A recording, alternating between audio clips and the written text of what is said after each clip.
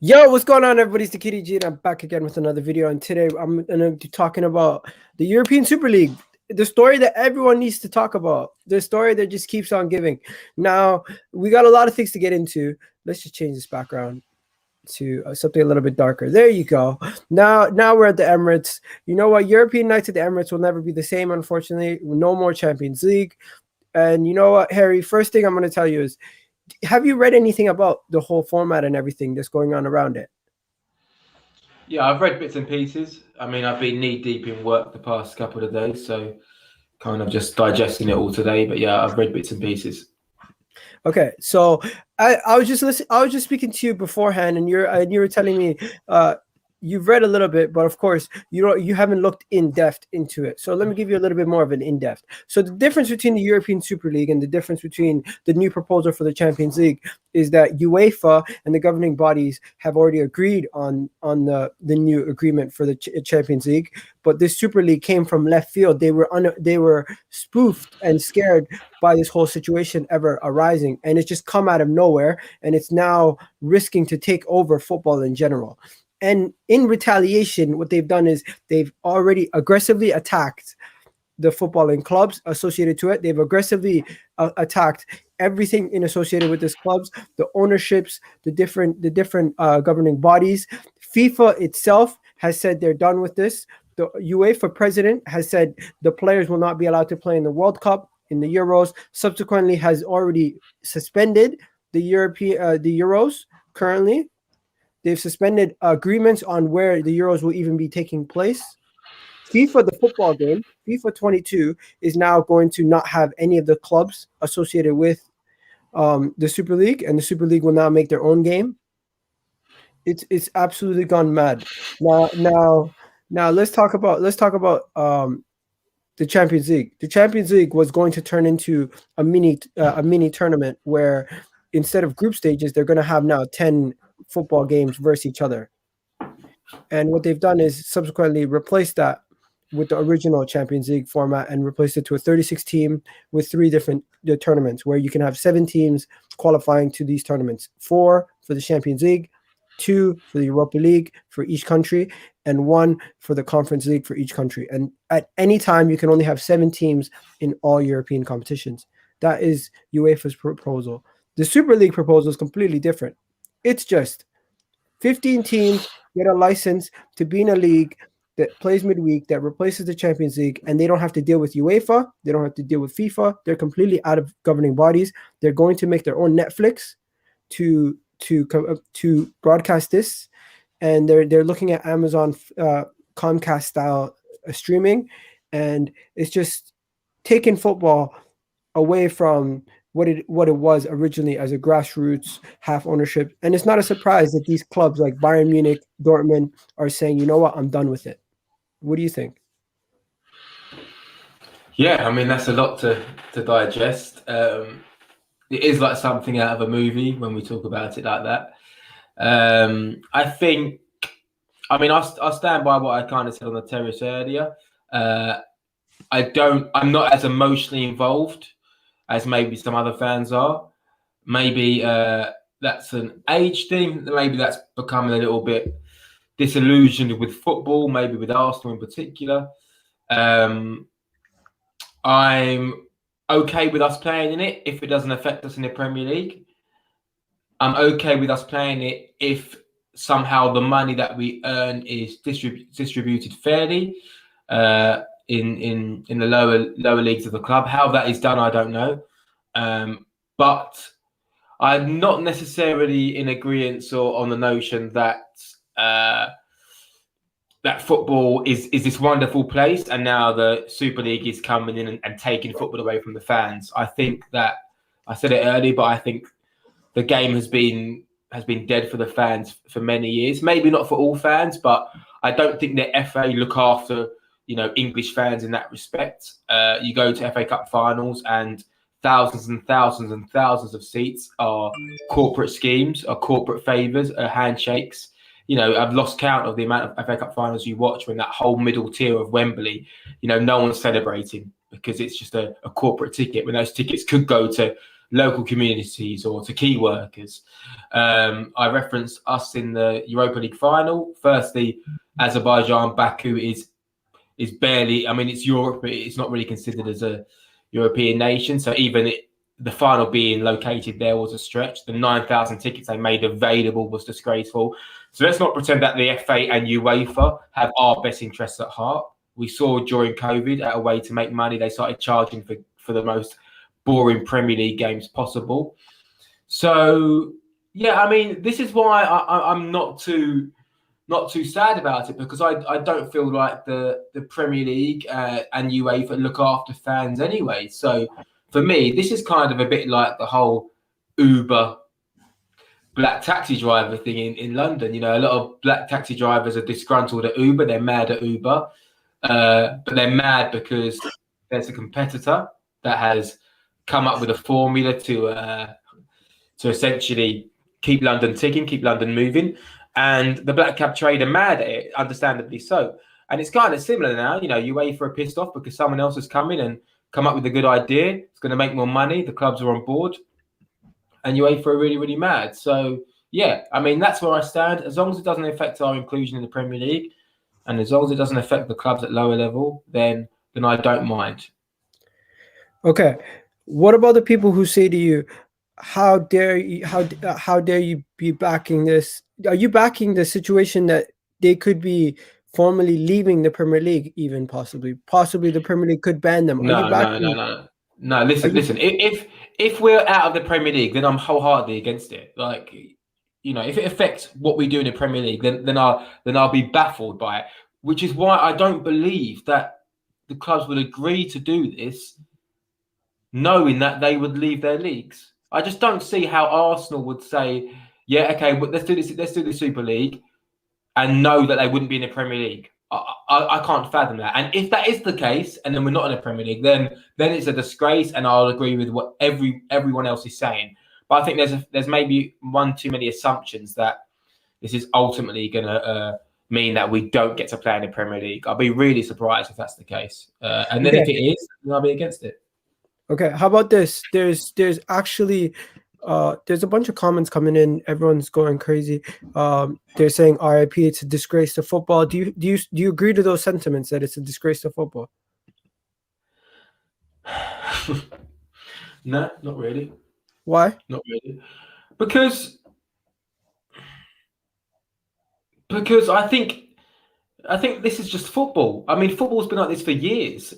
Is the overall game a disgrace? I'd say that's the bigger question. There's bigger disgraces that go on. The fact that Slavia Prague are in the Europa League, playing us, were in the Europa League after what happened at Rangers, that's a disgrace. You know, the fact that another company have come up with an idea to make more money, okay, it's a disgrace. It happens in every industry in the world. It happened with Uber, you know, stealing the taxi trade, coming up with an app, and everyone goes on it. It happens everywhere. You know, if we were to ask 100 people what pizza they had on Sunday night and where did they order pizza, everyone's probably going to say Domino's. No one's going to say the local Italian restaurant that sells banging pizza. I mean, so it's a disgrace in terms of like it's taken away something that we love and that we enjoy, and they pumped it with money and got all of these clubs involved. That's a disgrace in terms of how they've generated those clubs and how they formulated this. In my eyes, that's the disgraceful part, because it is literally just money talks and it's not a reflection of where you are. Let's be real, you know, how us and Spurs are in that is ridiculous. We know why we're in it, because of money, but that's the disgraceful part. But in terms of someone else coming up with a new concept to make football and to repackage it and to sell it, I don't think that's a disgrace. I just think that's the way the world works nowadays. Okay, so you've already seen the website. You've seen that these are the teams. You got Liverpool, you have Manchester United, Juventus, Barcelona, Real Madrid, Arsenal, Chelsea, all these clubs, right? And what the Super League necessarily means for them is immediately an influx of cash. They are going to be receiving, just at entry, in the region of 300 million. Am I mistaken? That's yeah. What the report was, that they will be receiving an entrance fee of 300 million. The best clubs, the best players every week. That is what their slogan is.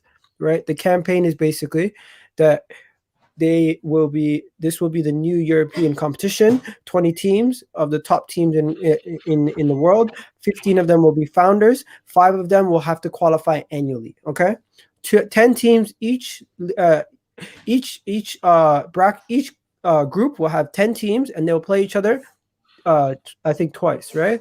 Well, and then you'll have that will determine the knockout stages. 8 teams will automatically qualify for the knockout stages. The other 8 teams for the next round will be determined in a qualification round, where you'll have the 5th and 4th place teams in each respective group facing each other to see who qualifies for the next round.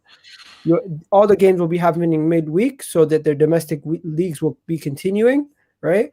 And the games will be played midweek so they can remain in their domestic leagues, right? Because they actually edited this from last night. It said that they value their domestic tournaments, but they've edited it now.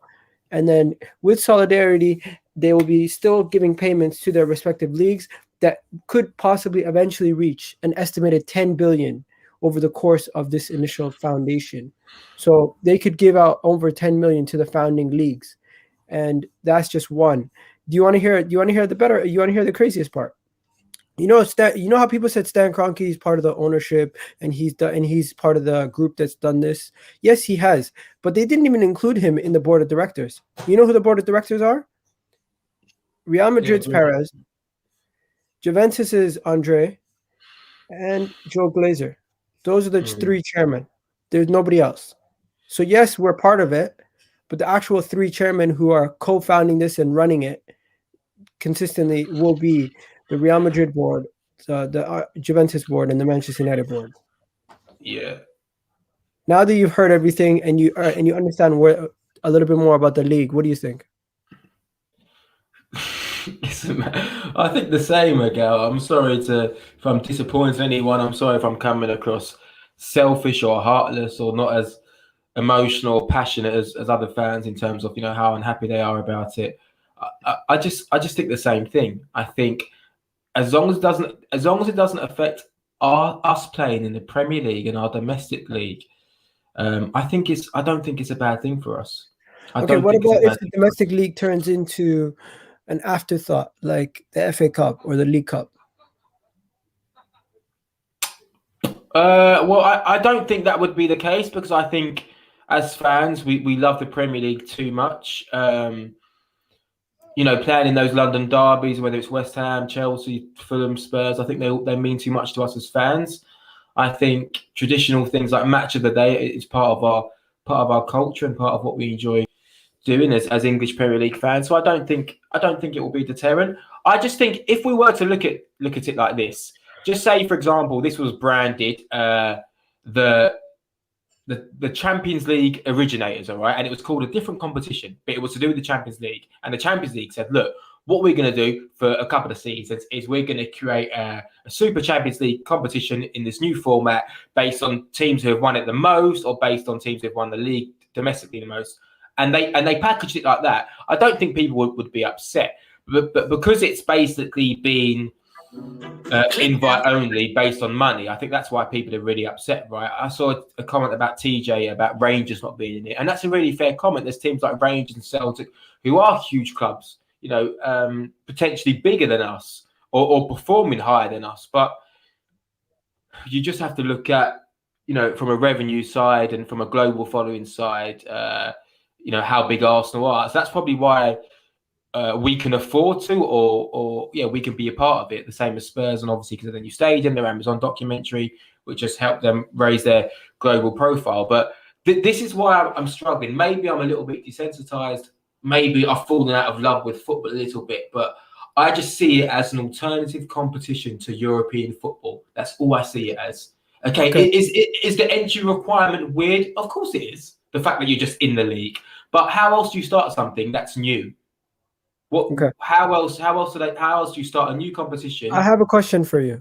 What does this mean? What does the European Super League mean for Arsenal? What does it mean for Juventus, all these teams? So let's just go through it right now. So you can see here, why does it keep doing that? You can see here that the teams, right? So you got Manchester United, Real Madrid, So let's just go from Tottenham, for example, right? Tottenham just have a new stadium. They just sacked their manager. They have never spent the type of money that they've ever spent before. So what does this European Super League mean for Tottenham, for example, as a team?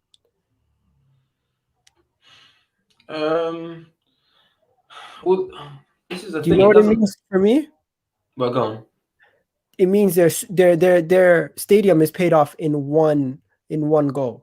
In Oh one yeah, go of in one installment of their entrance of this league, they've paid off their stadium. The debt that they've accrued over the past couple seasons that they were setting themselves up for something.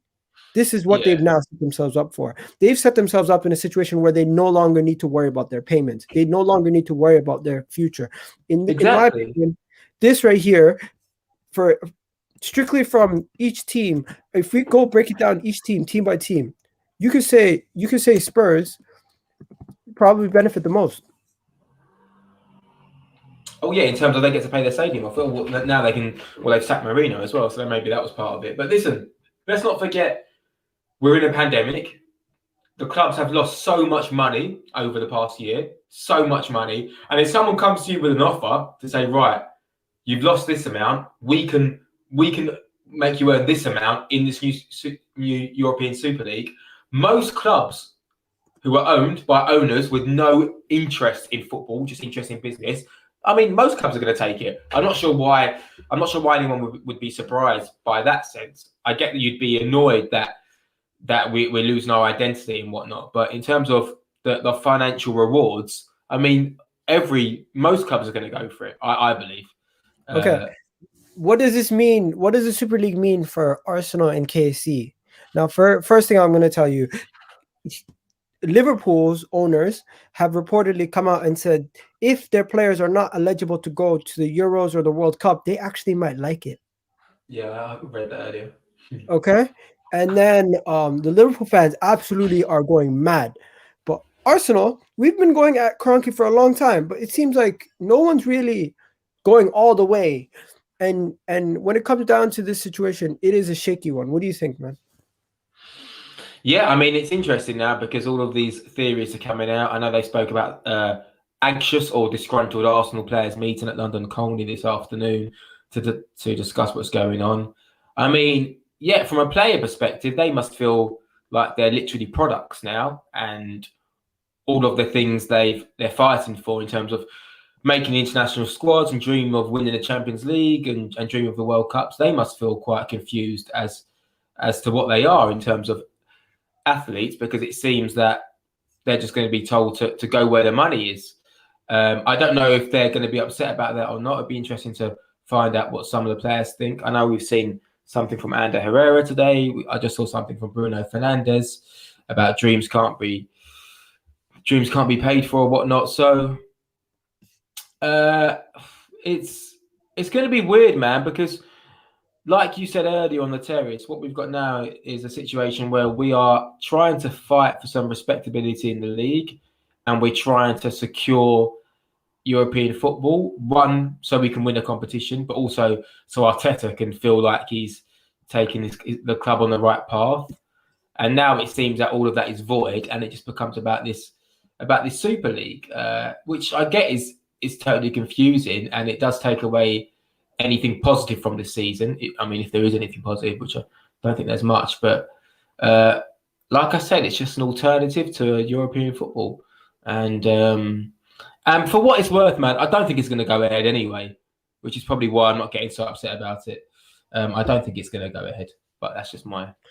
Okay, so when it comes to Arsenal, they came out with there's a report that says Arsenal and the Gunners players are Arsenal news. The Gunners players are concerned about the Super League. Apparently, Mikel Arteta was not notified anything about what's going on with the Super League. Apparently, Vinay has actually resigned from. Oh my God, what's going on with my nose? Vinay has resigned actually from his post on ECA, and he's no longer part of the ECA. And Stan Kroenke is getting his way. He has actually verbally thanked.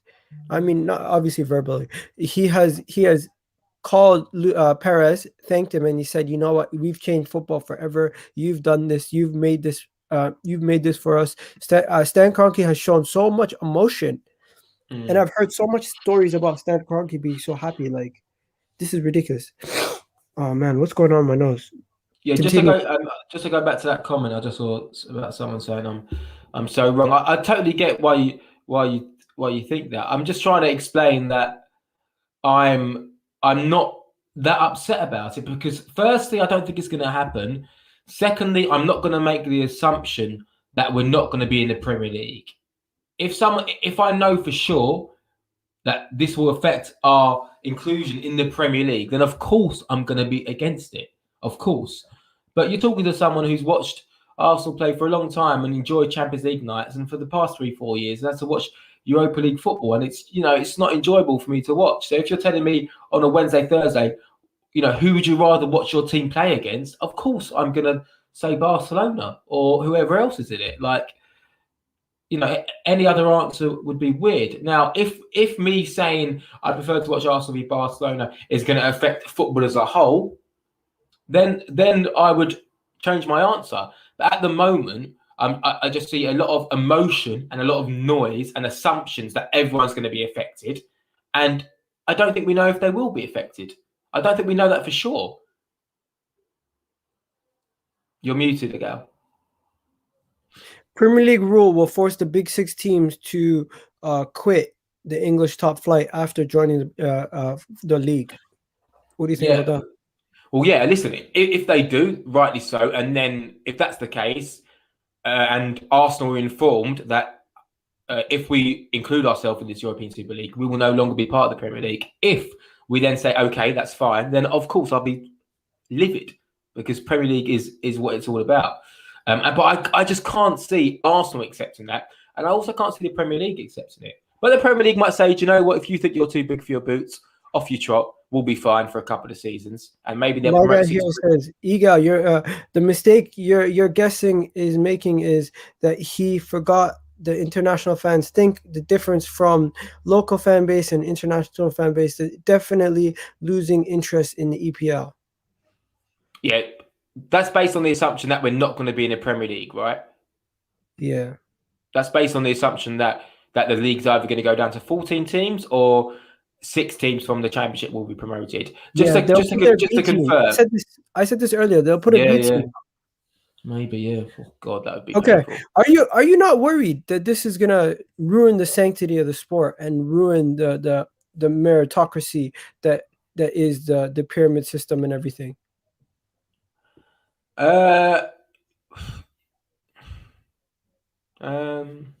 No. Yeah. I mean, I'm not gonna lie and say that it's gonna kill the game and the game that we love. Like I said earlier, I think there's so many problems in the game, from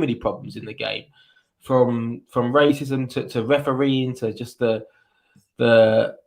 punditry, the way players are abused on social media, the way pundits will hang players out to dry on national television, and then the very next day retweet something about mental health in sport, but they show no regard for, the mental health of a professional athlete. So there's so many things wrong in the game. So this is why I'm just a little bit like, it is what it is. I'm not going to get too upset about it. There's many disgraces in football at the moment, and I know a lot of Arsenal fans are unhappy about our sport and our beloved game, but I also go to the Emirates and have been going to the Emirates since it was built and hybrid before that. And I see Arsenal fans come 10 minutes late. I see them leave 10 minutes before the first half to get a coffee. I see them come back in 10 minutes into the second half. I see them leave 10 minutes early. So, I mean, I think there's almost this false sense of football being perfect at the moment, and it's far from that. Does this help? No, but I don't know how it's going to affect the pyramid. I don't know how it's going to affect the clubs at the bottom. I know Gary Neville said about it, what about the clubs, what about this? But I need to know, why does it affect the clubs at the bottom? If someone could tell me the financial implications it has, then I'm not sure if that means because the TV deals from Sky will be less because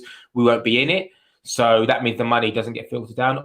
I've got to be honest with you, I don't know too much about that side of it. But once again, that's based on my original point. If we are not in the Premier League, then of course I'll be unhappy with it. But if we remain in the Premier League, I don't know why it would affect. What about the fact that we will never be able to go back into the Champions League?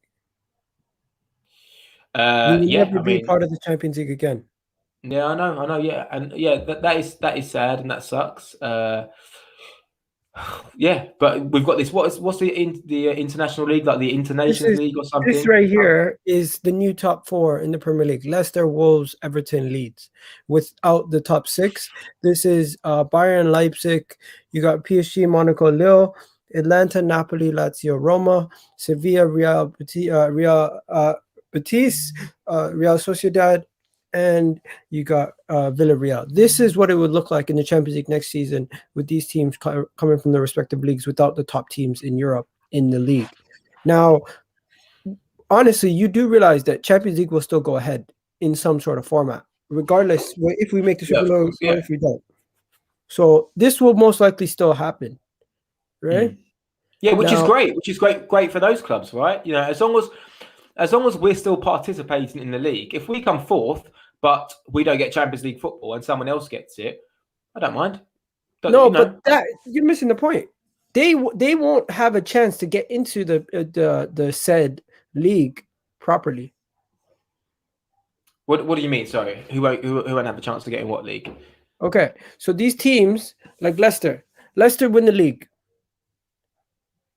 with six Premier League teams already in the new Super League. What makes you think they're just going to let Leicester join the party?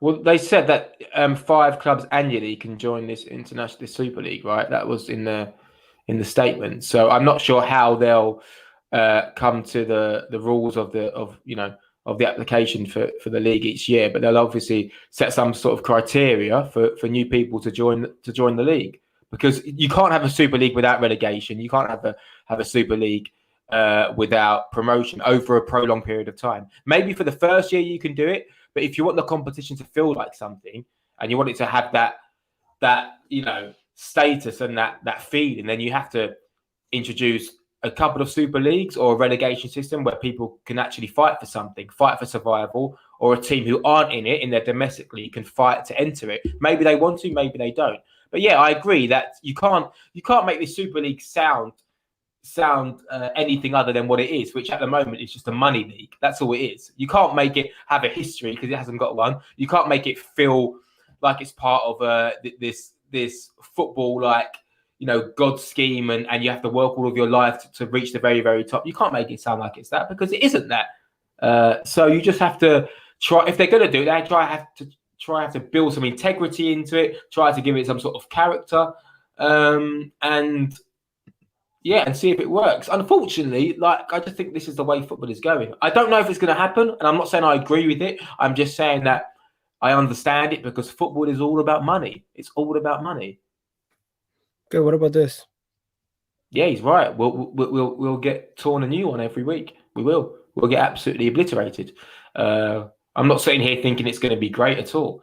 I think it might give us more money to compete, but it will give everyone else more money to compete. So I'm not sure what you're going to get. You're probably just going to get a more dramatic version of what we've got now in the Premier League, right?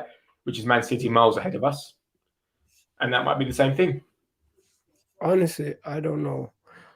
I don't know what to What say. do you think, Adele? What are your thoughts on it? You know what it is? If people are saying they're never going to watch the European Super League, they're lying to themselves, because you guys watch Liverpool versus Bayern. You're going to watch Manchester United versus thing, or else you have a choice: Leeds versus Burnley. You're going to watch Leeds versus Burnley every week. I get that part of it, but when it comes down to it, I do feel like the outrage and everything else is a little premature at times, but I am still upset. I'm upset because I will never see my team win a Champions League.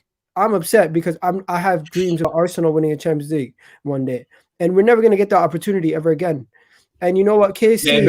but listen, man, we're miles off that anyway, bro. We're No, we're but nowhere of near the course, Champions League. I know what you're saying. yeah. Like But Goon Express the last comments. the last goal we scored in the Champions League was 2017, and it was Theo Walcott. That's the last goal we're ever going to score in the Champions League. When it comes down to FIFA, I grew up playing FIFA my whole entire life. Now they're going to make another random game, also because they can't have them in FIFA. How about this? the League Cup has turned into a joke. FA Cup's turned into a joke. Now the Premier League is going to turn into a joke when you have teams putting out their B team because they're facing Real Madrid, and then the next week they're facing Barcelona midweek. So if I'm facing Barcelona this week, and then I'm facing Real Madrid the following week, and then I'm facing Bayern Munich the next week, and in between I have Leeds, Burnley, and thing. And imagine at this point we have £1 million footballers weekly in our pay rate, in our pay grade, because their pay is going to go up too. You're going to have transfers prices are going to go up. You're going to see guys like Mbappe, if he wants to leave PSG to another club like Real Madrid now have the money to say, you know what, 200 million, take it.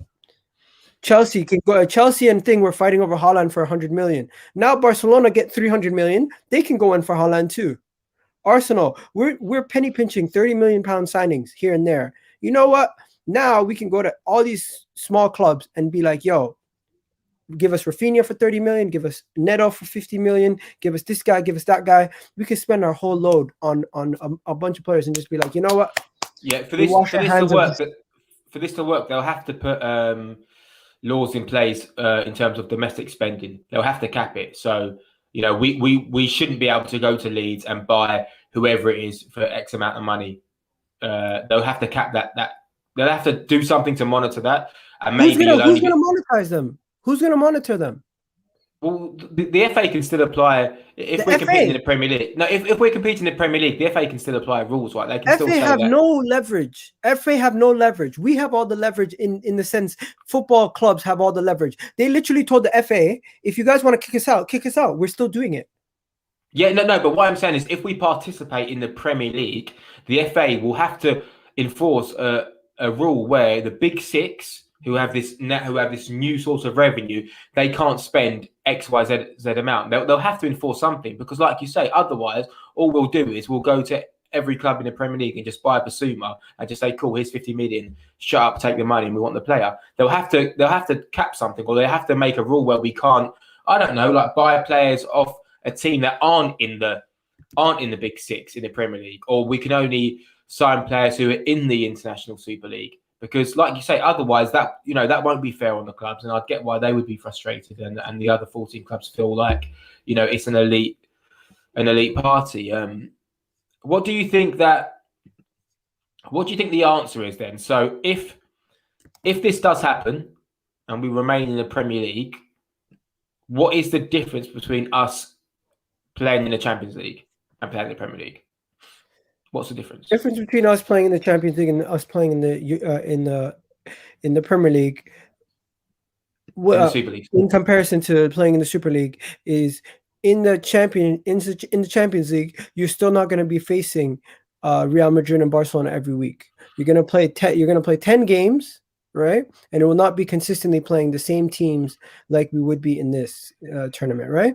Second of all, when it comes down to actual meritocracy of the situation, we will have to earn it. Unlike now, where it will just be constantly, we will be in it, no problem about it. But I wanted to twist this into another thing. Is the Super League any better for football or English football or football in general, or is it a bad thing? Because for me, it's a bad thing for everybody else besides the top 12 teams. It's a good thing. Surprisingly, it is a good thing for us as Arsenal fans, Manchester United fans, Man City fans. It's a good thing for us as clubs. We will financially be able to have more money than everybody else. We will what we're creating is a monopoly that is unbreakable. It's not even a monopoly. It's an oligopoly, or what's it called? What's the one that's monopoly, but it's more than one company? That one. You know what I mean? It's basically a monopoly for all the football and trophies in our leagues. Every team that's in that Super League, for whatever year you're in that Super League, it's like having the Premier League money. And they're going to have to create parachute payments for teams that get knocked out, because they won't be able to sustain themselves after they do that. And my question to everyone in the comment section is this a bad thing or is it a good thing? Because I want to know. Yes or no? Let me know. Yeah, I think what a good question is it a bad thing for Arsenal? Like, I know it's hard because obviously it affects everything else around, but is this a bad thing for Arsenal? Will this make us more, financially stable? Will it allow us to invest more money in players, or are our owners just seeing this as a great opportunity to make some money, to line their pockets, and if it all goes tits up, we can, I don't know, just stay in the Premier League and cope with that European football for a few years. Good Express made a comment about this is, they're trying to replace the Champions League, which is probably right. It's probably what they're trying to do. They're trying to start a new Champions League up. And if this is just the start of it and this competition's, goes on for 100 years, this will just be a conversation where people go, the league was started because 20 clubs, applied, or 20 clubs were approached to it. And then 100 years later, no one will remember this part. Like what I want to know is, how do you build a competition organically? Like, it's so hard, right? How do you do it? You can't have how else do we have teams apply for this competition? How? What do we expect? Like a qualifying round? Like, when do we organise that? How does this body organise a tournament to then be part of the Super League? The only way they can do it is by reaching out to the clubs and seeing who wants to be on board. Unfortunately, that's the only way you can really make it happen. I know it's not the right way to do it, but that's the only way. And then if it does work, over 20, 30 years, the competition gains that importance. There's epic moments, epic matches played. And before you know it, the Champions League was something that used to happen ages ago. And now the International Super League is the new Champions League. I don't know, man. I'm just trying to play devil's advocate. 200 people said, I asked, 200 people, 200 plus people actually entered this poll, and I asked, how do you feel about the proposal of this European Super League and Arsenal's inclusion in it? I said unsure, you have 14%, for sure, for it you have 12%, and against it you have 74%. That is a large percentage of 200 people. It is rightly so. And I think I'd probably sit in the unsure camp, because I don't know the ramifications of everything yet, and I need to know more. And I don't want to go, take too much in terms of what you see on Twitter about, the Premier League have said this and whatnot. I just want to see something in stone. I think at the moment we're in a situation where there's a lot of poker, a lot of things being said back and forth. And I don't know if that's just because in the heat of the battle, organisations are making statements to give themselves more power or to come across more heroic. So it's really hard for me to make any conclusion, because, like you said, I don't know. But what I will say is, if it affects what we do in the Premier League, then I don't want us to be in it. And it does pain me. It does pain me that now we could go to win the Europa League final, and that would mean nothing. That's sad, right? Yeah. We can go all the way in the Europa League final. Like, that's our only saving grace this season. Our only good thing recently has been that Prague victory, and now we get to go play Emery's Villarreal, and Arteta could be lifting a European League trophy above his head, but it doesn't mean anything. Or does it still mean something? I know it doesn't mean to be at Champions League football, but what it doesn't mean a thing, because if the league is supposed to start in August, Harry, even if we win the Europa League and we qualify for the Champions League, we do not. Okay, we have exited the European. What was it? Club something. What? Yeah. Club Commission. Club Association, right? European Club Association. We've exited. So exiting the European Club Association, you've basically said we don't have a license to play in the Europa League or and I genuinely feel like, Harry, guess what? Apparently, they might not continue with this season's Champions League, and at default, you're gonna have PSG win it.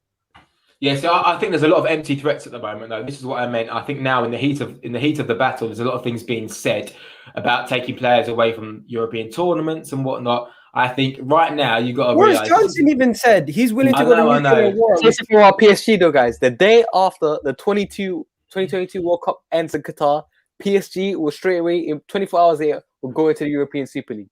It's quite obvious this is why they're not leaving, because they got the owner of the PSG is from Qatar. The World Cup next year is in Qatar. Yeah. So obviously, but this is what I mean about people complaining about the game. The game's gone. No football. Football's been dead for years. The World Cup's in Qatar. The Europa League semi-final was in Azerbaijan. The flights are £1,000 out there. So let's not pretend that football is this beautiful space where we get to go watch our favourite team play for 20 quid. No, we don't. You got to spend £70 to watch Arsenal in a decent seat. Charge you £10 a burger. You can't park. Like, okay. you want to go to an away game, the trains bump up the prices. You want to go to a European game, the airlines bump up the ticket prices. You know, there's racism in sport. It takes weeks and weeks and weeks for it to be dealt with. You lift up your shirt over your head. You lift up your shirt over your head to put a message about someone who's died. You get booked. Let's not pretend this game is great. Let's not pretend fans are great. Let's not pretend anyone's great. You know, the game's in a mess for a long time, and all now a new company have come up a way to make more money for themselves, more money for the clubs, and some clubs, because they're owned by businessmen, want to take it, and it is what it is. Also, just before we go, the reason FIFA and UEFA are so bitter about this, I saw a tweet about this earlier, is because they're bitter. They didn't come up with this idea first. These lot came up with this idea first instead of them, and they're bitter about it. A lot of it is that. Okay. A lot of it is that. Yo, they said they're gonna make 4 times the money that they would make in Champions League. These teams, see, and they're gonna create their own TV deal. They're gonna do a bunch of things. But just so you guys know, you know the UEFA's deal was pretty cool too. Theirs was a league, but it wasn't really a league. It was 2 groups that were 10 teams each, where they play each other once. Yeah, do you know what's interesting? You know when you watch like a Champions League game and a big team beats Malmo or Young Boys 8-0 or whatever, a lot of the commentators say, or there's an assumption after that, not an assumption, people say, it's not fair that these clubs play in this competition. You know, why don't you give it to another league winner, or why don't you give it to another Premier League club? And there's a lot of things, a bit like the whole San Marino argument. Why is San Marino in the competition? You know, it's not fair on them. But now someone comes up with an idea where only the elite compete with the elite, it gets criticised. So I think in terms of like the concept makes sense. Like let's have the best teams. I know we're not part of that, and I know Spurs aren't part of that, but for obvious reasons we're in it because of money and whatnot. But let's have a competition where the best teams compete with the best teams. On paper, it sounds not too bad, right? But what you don't want it to do is affect domestic football, affect lower league clubs, and you want to maintain the integrity of elite European competitions, i.e. the Champions League and Europa League. But unfortunately, it seems that you can't have both in this situation. But to go back to the Europa League, if we win the Europa League, that should still mean a lot. Obviously, it means more because it meant that we get qualification for Champions League, and that accelerates our growth or our process, as it were. But that Europa League is still epic. That's still something that will be engraved in our history, and it's still a massive part of our club. Is the Cup Winners' Cup still remembered as this epic victory? No, it's not. But I remember the date, 1994, and my dad talks about it a lot. Well, okay, what about the FA Cup, Agal? What does the FA Cup mean? Doesn't mean anything. FA Cup at this point is going to be the new League Cup. Yeah, but what I'm saying to you is the importance of the FA Cup. Why does the FA Cup mean so much to us? It means so much because it's a competition that you beat good teams to do it, and you get a day out in Wembley, and it's a great thing for your club to win, and we can say we won a trophy. But there's no prize for the FA Cup. Okay, you get Europa League football of it, but I mean, for most clubs, that's not the big thing. But okay. the pride of winning it is winning it. So the Europa League achievement still stands. It just means that we don't get Champions League football. Do you blame the owner? Or do you blame the clubs? It's the owners, 100%. It's the owners, yeah, it's the owners. But it's money. And I hear a lot of people blaming the American owners, saying it's the American guy's fault. Why is that? Because it is. The main reason, look at Stan Kroenke, the owner of the Rams. Look at the FSG owner of the Red Sox. There's no pressure on them because they won't get relegated. There's no expectation. They will never go up or down. They'll forever remain in the NBA. They'll forever remain in the NFL. And we'll really spend a little money, get a lucky draft pick here and there, spend a little money in free agency. That's how they're successful. Here, to be the best, you have to spend over $150 million, $200 million just to get top 4. And they don't want to spend any more money on that. What's our stadium called? It's called Emirates Stadium. It used to be called Highbury. And now it's called Emirates Stadium for business purposes. We've got Visit Rwanda on the side of our shirt. This is just the way the game is. Doesn't matter. Call the International Super League, I don't know, the Vegan League if you want. Call it a name which makes you think it's more acceptable. You know, call it like Saving Lives League. It doesn't matter what it's called. This is the way football is going. It's all about money. And it has been like that for a very, very long time. And it would be so hypocritical of me to come on here and go, what a load of shit, what a load of rubbish. Because I know when we play Barcelona at the Emirates Stadium in August, I know I'm going to be going. I know I'm going to be supporting my team because I want to support my team. If we play in the Audi Cup tomorrow, I'd be all over it because I want us to win. So it's going to be really hypocritical for me to say the game's gone and all of this when I know the game's gone. And I see that not many people do anything for change. So I'm not going to come on here and just say, oh, what a load of crap. I know it's not great for the game, but who knows? Something good might come out of it if it's done the right way. As I said, if it affects us in the Premier League and it affects lower level clubs, then I'm totally against it. But please, let's not pretend that, you know, the game is all about the working man and it's all about this. That game's long gone. Maybe in some cities it is. Maybe, but in London, certainly, if you go to the Emirates, listen, that the Emirates is not about the working class man. Okay. Harry, what do you think about the new format? So this is the new format. 36 teams. This is the Champions League. They made a proposal for a new format. So this is their format. 36 teams, no group stages. 10 teams face 10 opponents throughout the group stages. 8 teams advance to the round of 16, and same way as similar to what they're doing in the Super League. But the first round they're going to have a qualifications also. So it's going to be similar to a round of 32, but without 8 teams automatically advancing. So that is the new model for the Champions League, and they're also going to have 3. And they're also going to have 3 tiers. So the 3 tiers are going to be, they're going to have the Champions League, the Europa Conference League, and the Europa League. Yeah, I think the Champions League needs a bit of a rebrand. I mean, it's a good proposal. I mean, you have to change things. You have to keep things going. I'm not sure if you remember the Champions League when it was 2 group stages. Yeah. I'm not sure if any of you remember that. That just lasted forever. That just felt like such a long tournament, almost a little bit boring. So, you know, if UEFA are going to rebrand it, it seems like a good structure. For what it's worth, I actually quite like the structure of the Super League. I think it's quite a good concept in terms of a tournament and the way it's into those 2 groups of 10 and whatnot. What do you think is going to happen? Do you think that both gives him TikTok vibes? Do you think both competitions are going to exist, or do you know what they're trying to do, Harry? What they're trying to do is they're trying to make it so all each country has 1 European Conference League team, 2 Europa League teams, and 4 Champions League teams for the major clubs, right? If we do this European Super League and we still have our teams in the Premier League, it could be a situation where you have like the 11th ranked team in the Europa League. In the Europa Conference League. It's going to be mad. Yeah. It's mad, but this is one thing which could work out well for the other clubs. So, for example, if Man City, Man United, Liverpool, and Chelsea still finish top 4 in the Premier League next season, but obviously they can't qualify for the Champions League because they're in the International Super League, then obviously those 4 Champions League spaces will go down to the next clubs available. So that could be Burnley and Leeds, and then from that they'll earn lots of money as well. So there could be a positive in this if both competitions can exist simultaneously. I don't know if they can. Like Good Express just said, there's a lot of legalities to work out about it, and at the moment this is all very much a new thing. This is why I wanted to come on about the legality situation of this. Is lawsuits proposed by FIFA and UEFA, I think, are complete buffs. Okay, there's no rule in FIFA or UEFA which states they can ban a player because they go to a separate league. There's no rules, and these 12 clubs that are joined, they're the biggest in the world. They have best lawyers in the world. Imagine Man City, just one individual club had UEFA by the scruff of the neck with this little tiny lawsuit. Imagine all these 12 clubs get all the best lawyers from around the world, take on UEFA and FIFA. Obviously, they're going to fail. We're not going to be sued. This is a weak lawsuit because UEFA and FIFA are spanners because you know what? They're finished. They spent years and years not caring about us. They spent years and years saying, "Oh no, we care," and all of a sudden you want to care about the fans. BT Sport complaining about this and that.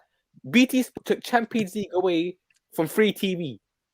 Lower class people, middle class people were stripped away of their right from watching free Champions League football. So and now still people to this day can't watch Champions League football due to BT Sport.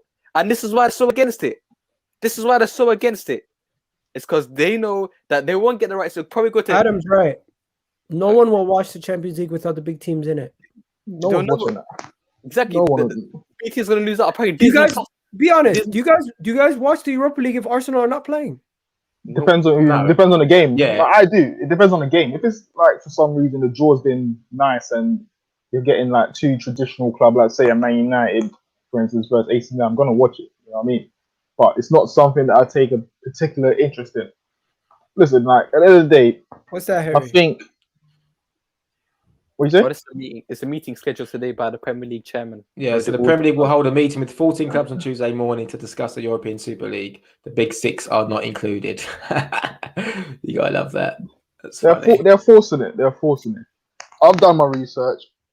I'm still angry about it, even though I do believe it will be good for Arsenal. I think it will be good for the likes of Tottenham. In all honesty, I think they'll benefit from it the most.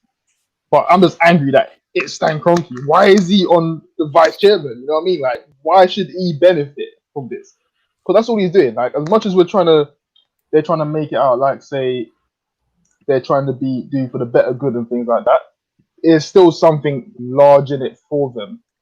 They're going to line their pockets. As much as it could be the benefit to other clubs, it's the rich versus the richer. That's it. Them versus the Premier League, them versus UEFA, them versus FIFA. FIFA and UEFA is coming out trying to make it out like, say, they're the nice guys. They're not. For years, they've not done the things that they should have done. And this is why a lot of the clubs want to break away from them. It's not like they're innocent. They're trying to play innocent, but they're not. If you look at most of the money that FIFA and UEFA keeps for themselves, rather than distributing it amongst other teams, this is what this is meant to be doing. It's meant to be doing that. The only part that really pisses me off is the bit where it says there won't be any relegation. So it's just the rich teams just battling it out, and that for me is boring as a football fan. It's very boring, and the lesser teams need to have something that they're aiming for. Otherwise, like the likes of West Ham doing all their hard work this season is going to be unjust and not get rewarded for it. What about the next few seasons? There's nothing to aim for. There's nothing to raise their ceilings and make them challenge the bigger clubs. And if, for instance, I don't trust Kroenke in it, I don't trust him. As much as I can look at and think it would benefit us, if Arsenal's in a competition like that where there's no relegation, but there's just money coming in, what are the likelihood that he's going to say, you know what, we want to be ambitious, we want to actually be part of this competition and make a difference? He might just settle and say, listen, just go ahead, man, do what you guys are doing. There's no relegation. Happy days. I keep my money in my pocket. You know what I mean? I don't trust him being part of this organization. I don't. Yeah, I do think the relegation thing. I think something like that will kick in. I think there might be an amendment to that because, like you say, a competition without fear of failure is madness, really. So they'll have to introduce something. I think they will, and it's not even just because of that. I just think in order to find a compromise on middle ground, that's something they're gonna have to put down. But all parties are gonna have to sit at one table and they have to compromise and say, all right, that's what you want. We're willing to do this. What are you willing to do for us? And I think they'll get the go ahead for it. And just another thing you got. I know they've said, there's 12 founding members or whatever clubs, and the likes of Bayern and Dortmund are saying no. I think that's total bullshit. I think that's them clubs trying to make themselves look good, face value, where everyone can look at them and say, oh, bless them, you know, Bayern trying to do the great good for the greater good. But I think all intention is, listen, you're not going to want to watch the big boys go on and make all this money while you're sitting in the background. It doesn't work like that in life. If everyone else is eating, and I'm a big club myself, I want to be at that table. So Bayern's just talking bullshit. They want to be there sooner or later. If you look at the statement that they said, they're not decided for the next few weeks. That's such a weird statement. They have 14 days, Cash. You know what I mean? I know, but that's basically saying, do you know what? Let's see what everyone thinks first. Yeah. And then if people are all right with it, let's do it. That's all they're doing. They're just trying to save their face, their reputation. Also, with I the think Super League, right though. I think. Sorry, with the Super League, also don't be surprised if we see games in America right now. Arsenal playing 3 or 4 games in America each season, have a final of this competition in America. It's going to be the new norm now. So we're going to have to accept it. The Premier League have tried to do this, and guess what? It got watered down. It got rejected. But this league is a perfect opportunity for it. And that's what doesn't wash with me, because the Premier League is all uproar. You see the likes of Gary Neville. Yes, some of the things that Gary Neville is saying is completely true. But he's a hypocrite himself, because you want to go out there and you want to say these rich people, rich owners have ruined the game and things like that. Where was this attitude when the likes of the City owners are coming in. Everyone's saying no, it's good for everyone. But these are people, all business people. As much as they've done good for their club and helped their club rise their levels and challenge and things like that, at the end of the day, they're always going to be thinking money, money, money, money. When Arsenal has been swimming in mediocrity for how many years, where was the uproar saying these owners have come in and they've ruined a big traditional team? But now they all fear for their jobs because let's face it, if I don't believe that the Premier League will say you're banned, but if it was to go that way, Sky wouldn't make no money. Yo. The FA and UEFA have just told the TV broadcasters that Chelsea, Real Madrid, Man City will be removed from the Champions League semi-final. We'll see.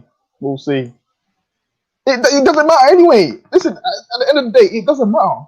That just means PSG is going to win it by default.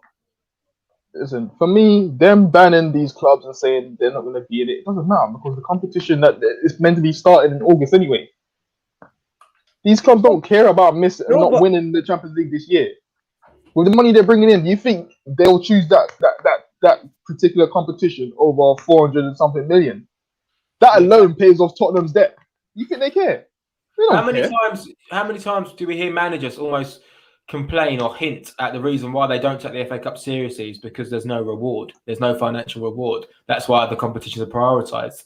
So like Kesh said, all they care about is the money. Like, that's all they care about. Which is why I'm surprised at why everyone is so surprised. like I said to you, like everything is about our money. Our stadium, for God's sake, is named after an airline. Like, do you know what I mean? Like, we moved from a lovely stadium to a bigger stadium to make more money. It's all part of that process. So we can't almost like bash it because now it's going a little bit against us. We signed up for it every year by paying all the money, and unfortunately, it's the way we're going. And like Sam said, it's just hypocritical for the likes of BT and whatnot to go on these passionate rants. Listen, if some of these pundits, players get offered absolute coin to go on whatever platform it is to pundit on these games, they're going like that. If Amazon or whoever it is, Netflix, offer them 20 million or whatever. Disney Plus is rumored.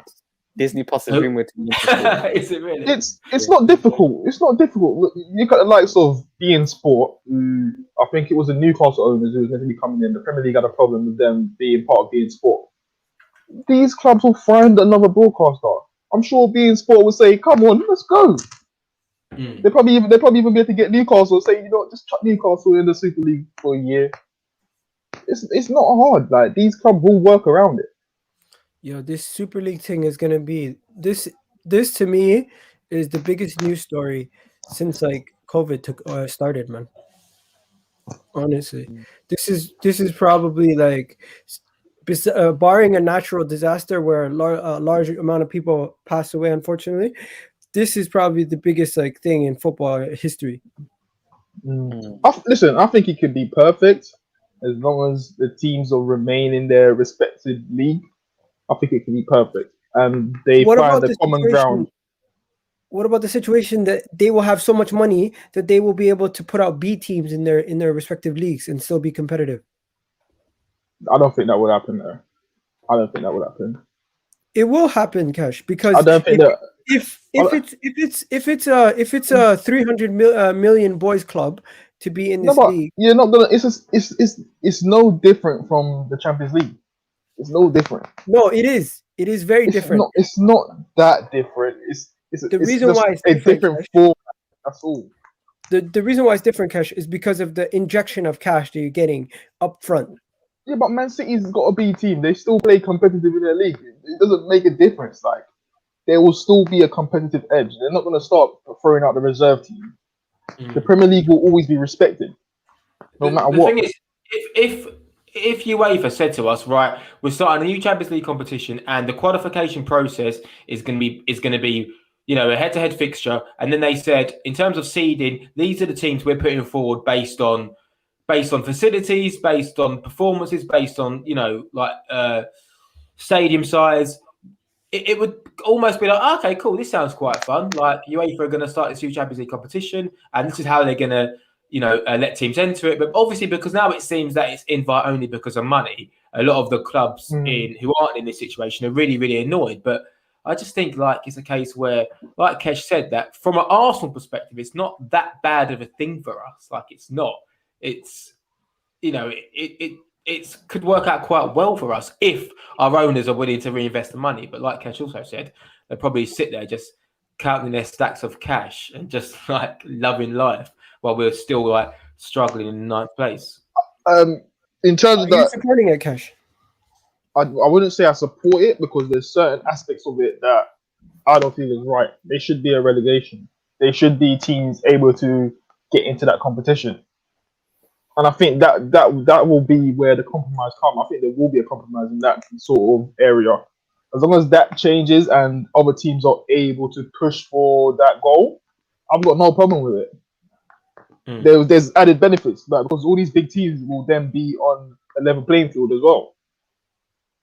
So obviously there's little things that can be tweaked, and I'll be fully up for it. But at this moment, no, I'm not. Okay. Samuel, are you up for it? It really depends. If they had a group stage that similar to the Champions League, I'd have been all for it. You know what? As time goes on, in the previous 24 hours, I'm more accepting of it. And if this goes ahead, I'll have to stand by Arsenal and I'll support it. One thing I will say is, I know fans are in uproar and everything, but I see a lot of fans saying if this goes ahead, they're not going to support their club. Total bullshit. Listen, if Arsenal call me and say, follow me to war, I'm going to war, bruv. Yeah? I'm following them to wherever the war is, whether it's Iraq, wherever, and I'm following my club. There's no, oh, I don't support Arsenal anymore. Fans are lying to themselves. When the Premier League changed and everything, and they made a new league and everything, it was the same thing. It was exactly the same thing. And look how great the Premier League turned out to be. Yeah, I've seen a lot of fans who don't support the Big Six say, we wouldn't watch it, and what a load of rubbish it is. But if Barcelona are playing Real Madrid on a Wednesday night, everyone's watching it. Doesn't matter what competition it is, people are watching it, people are tuning in. And same for Arsenal fans. Like Arsenal fans are watching it. Not only will they watch it, they'll buy the kit that Adidas released for that. They'll buy the training kit that they released for it. They'll watch the videos. They'll consume it all. We'll talk about it all as we always do, because that's what football is. It's an addictive game, and we just enjoy it too much to not consume it. Yo, Cams, this is the first thing you think about. Grealish is coming. Christian, what Christian said. Have they not been invited? Is it just they're just against it? Or listen, no, they have been invited. Actually, Kesh.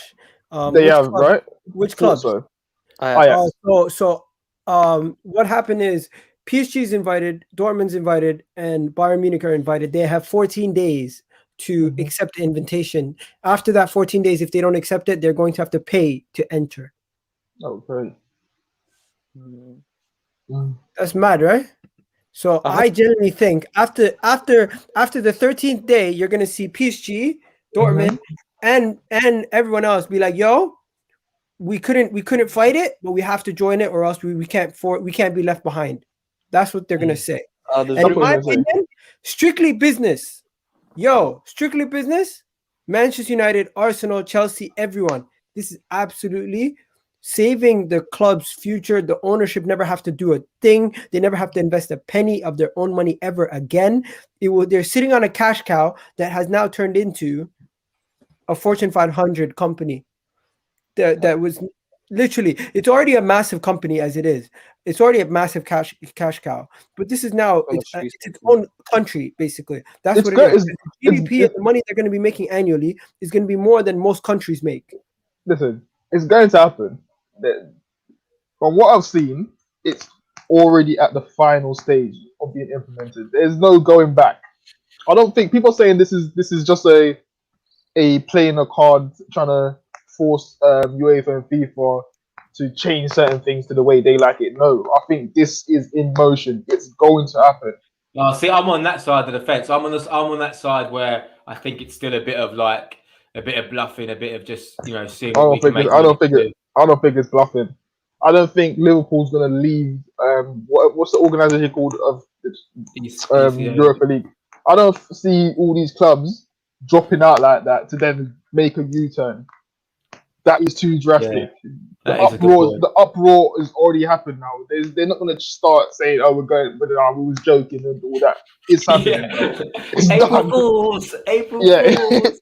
It is done. It is done. So whatever everyone thinks or whatever, you have to just move on with the time and support your club. There's none of this. Oh, I don't support Man United. Don't support Chelsea. Don't support Arsenal. We know it's lying. It's your emotions playing with you. Yeah. You also with that, I just want to go up. Man United share stock prices up 9%. Juventus stock prices up 19% today. Of course. Yeah. Everybody wants a piece of. Everyone wants a piece of the pie. Man said, if we sign Mbappe, I don't care. Okay. It is crazy when you think about it, and it is a shame. I keep going back to the Europa League, that even if we win it, it would still be a great achievement. It's a shame that there won't be that saving grace of Champions League football this year. Okay, what about BT Sports, Sky Sports? Basically, are going to go bust. No. You got trust me. They're against it right now because what they have is they're not guaranteed to have the rights for the Super League. If they get the rights for the Super League, they'll be like, "Oh, this is the greatest thing since sliced bread." Mm-hmm. They're never going to get the rights because the Super League is going to do what the Netflix is doing. They're going to charge each person to have their own subscription to their product, and they can they can still do it through Sky as a platform, though. But I know what you're saying. They'll probably want to do it on its own. But Sky they're going to want to do their own Disney or Comcast or Netflix. I don't think it's that deep for Sky though. As long as the big teams in the Premier League don't get kicked out of the Premier League, Sky will still go along because the Premier League is all they got anyway. They don't do Champions League. BT that's why Sky are mad. That's why BT does Champions League, but really and truly, who really cares about BT? I don't like BT anyway. I think everything should have just stayed on Sky anyway. BT have a better app. Mad, though. Sky are mad because it affects their product. That's why they're so pissed off. Because the Zone is trying to be the ones that run it. No, you got to hear Disney Plus as well. The Zone, Amazon, Facebook, Disney. They're all. What's Comcast? So Comcast is the platform that started these streaming shows on website. That's what it is. Time Warner Media. Yeah, but it's weird though because did the Premier League not want to do a European Super League? So I think it's just, as I said, it's the rich fighting the rich. Like they're upset that it's going through, and the reason why it's going through is all the big boys are up for it. The big boys were up for doing it with the Prem. That's all it comes down to. It's just bittersweet, isn't it? It's bittersweet. You look across the road and you see your neighbor going to do the thing that you wanted to do, and it's now gone. You missed the chance. Like my friend always says to me, "What's the word? You snooze, you lose." You know what I mean? Snooze, you lose. You miss your chance. Okay, let me ask you this: the statement, everyone's saying "RIP football, death of football, this is that." Is it the death of football? It's not. No.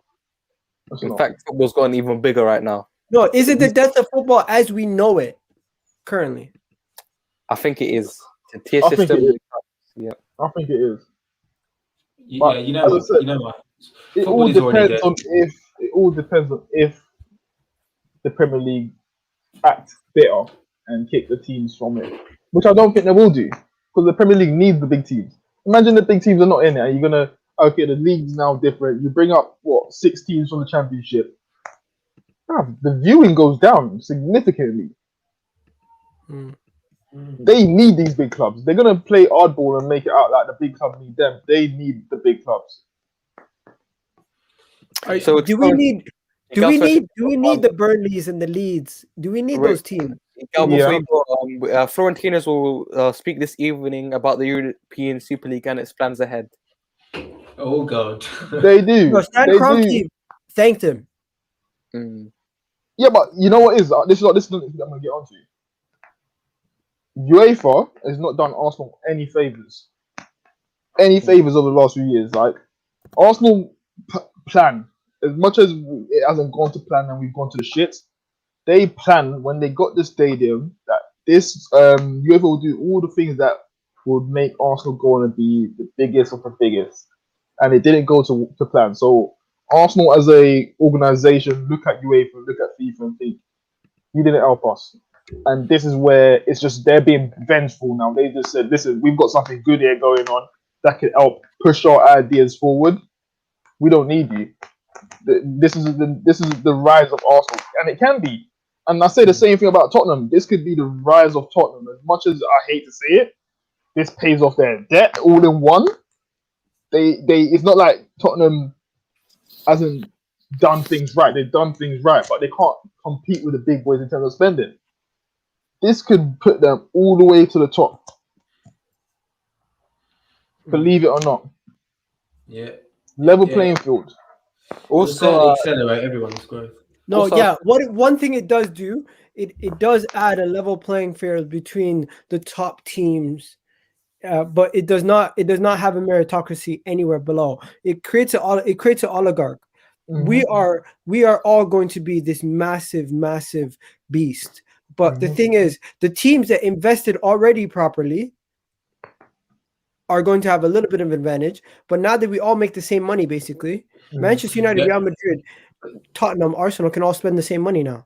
But that's why the FA, if we are to participate in the Premier League, they have to put a spending cap on the big six. That's the only way. It's the only way it will work, because you can't just have us like spending hundreds of millions every summer, whilst Burnley can only spend 10. I know it's probably quite similar now, but that's not how caps work though. I know, but they'll have to do something. Caps have to be relative to your income. So if your income is 300 million, you're allowed to spend that.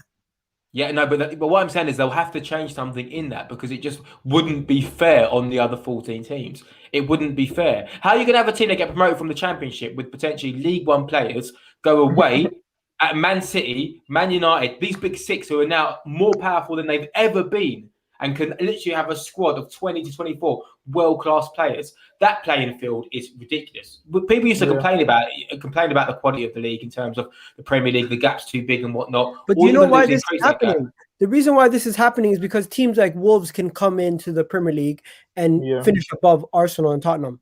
Yeah. That's why this is happening, to prevent... These teams are trying to bring it back to early 2000s. That's what they're trying to do. Early 2000, when it was just them alone competing, and the rest was just below you, trying to get up that ladder, just couldn't. You know who's as much as Chelsea and as much as we blame Chelsea and we blame all these other clubs, the biggest team to blame is probably Leicester. Leicester broke the apricot so bad that it gave these guys. No, I wouldn't even blame. I wouldn't even blame Leicester, because this was something that's been in the planning way before Leicester even got back to the Premier League. So this was always going to happen. They was always looking for it. I think COVID just provided them the right time. You know, when someone's broke on their last leg, these lesser teams need the money, and they've seen the opportunity to strike. They're offering $6 billion to all the clubs below us. Come on, like these. As much as these lesser teams are not for it and against it, they're thinking that's so much money that they'll probably never see over the next godforsaken years. So of course, sooner or later they're gonna take it. Also with that, you've got to be an express. Also with that, Chelsea. First, what are you saying? Oh no. Samuel's been trying to talk for about 5 minutes. Samuel. Go on, Samuel, man. Go on. Chelsea, the stadium attendance is now going to be affected, because Chelsea are going to build a new stadium with 60,000.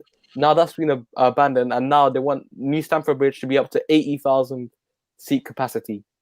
So does that mean for Emirates, should Emirates go up to 70,000? Will Old Trafford go up even more?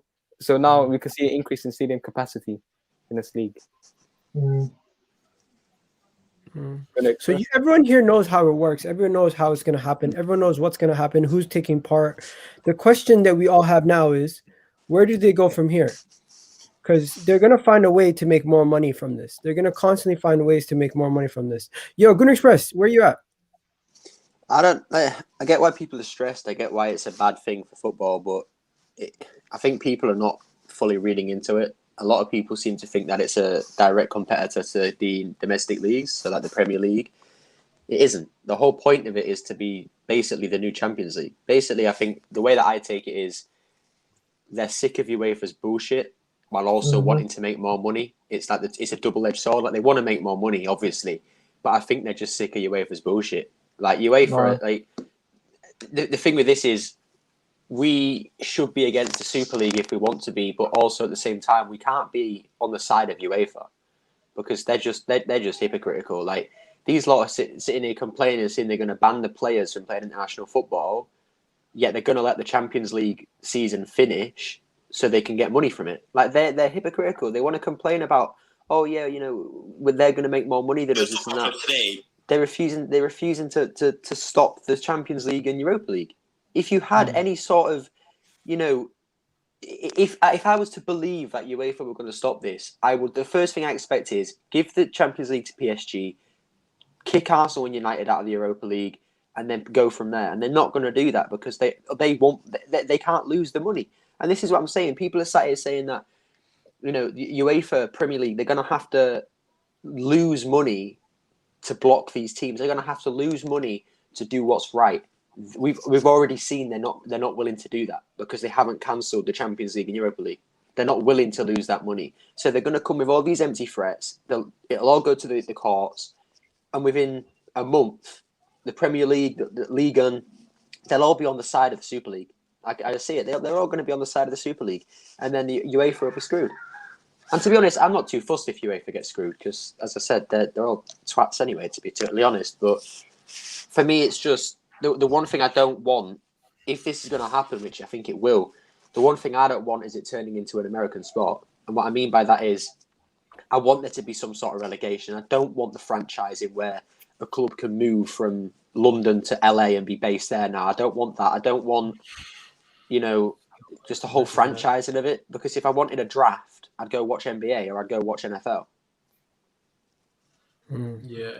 Do you think for some Arsenal fans there's a bit of, not acceptance is the wrong word, do you think there's a bit of understanding because we know how shit it's been for us for the past 3-4 years, and do you think now it's like, now we can finally watch some good teams play football, or now we can finally compete against the big teams again? Do you think there's a bit of that in there as well or not? I don't care about all that. I feel like the bigger issue for me is there's a sense that we didn't earn it.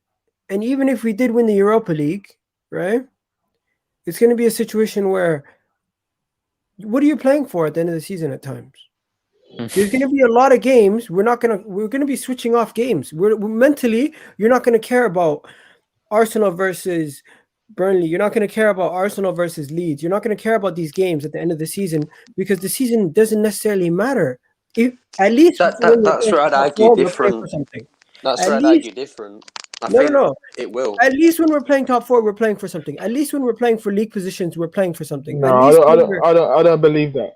We're not playing for anything anymore. No, I don't believe that because you can say the same thing about playing for the EFL Cup and the FA Cup. I want to win it. As long as I'm playing a competitive game, I don't care. I want to win it. No, but Kesh, if you mathematically can no longer win it and you still have 4 games to go, but it's the same as FA Cup. Not watch those games. No. You're speaking for yourself. I don't care if we're playing Woking from the conference. Go out there and win. That's my fault. When it comes to obviously you want them to win, but I'm saying you're not going to be as interested. No, I'll be interested, bro. No, I'll be interested. Look, have you seen how the interest in Arsenal has fallen off since has been so bad? You know why you can only speak for yourself. Listen, I've been in other countries on holiday. And it's Arsenal playing a flipping preseason game. I don't care. I find a way to watch it.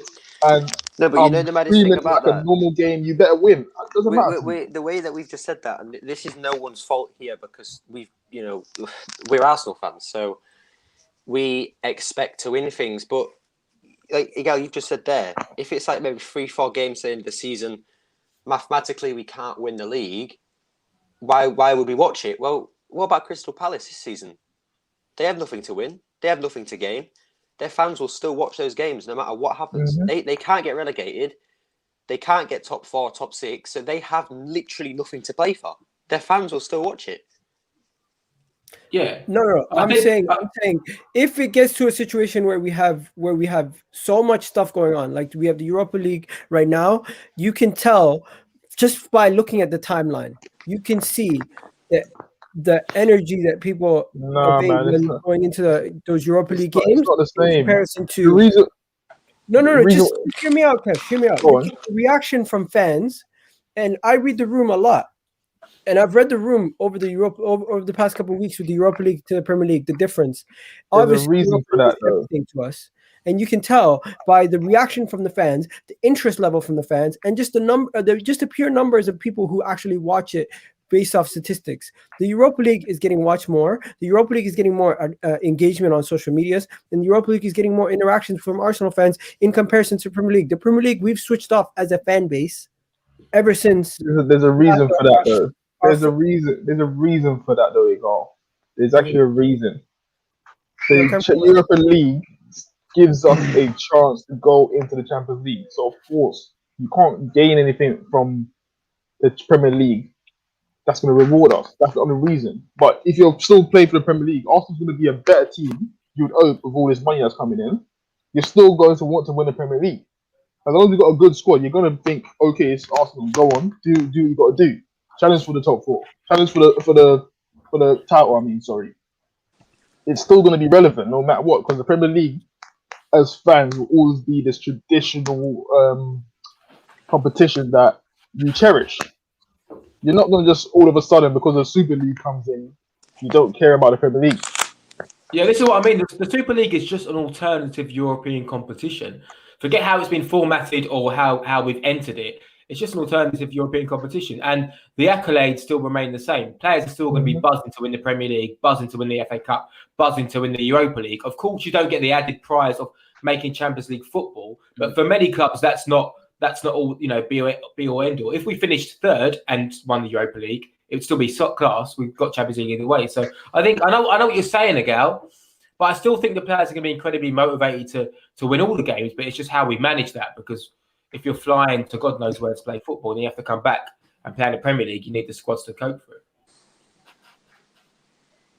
Interesting. People are taking pictures outside the Emirates. Crazy. Yo, Cam, what are you saying? I want to know, are you man still going to watch this team, bruv? Of course I am. Of course. Yeah, I'm going to watch it. I can't be arsed. Like, bruv, at the end of the day, they just fucked with your whole feelings for your whole life. How long you been Arsenal fans? And they just fucked you up, and you're still going to watch them. That's mad, bruv. It hasn't fucked me up at all.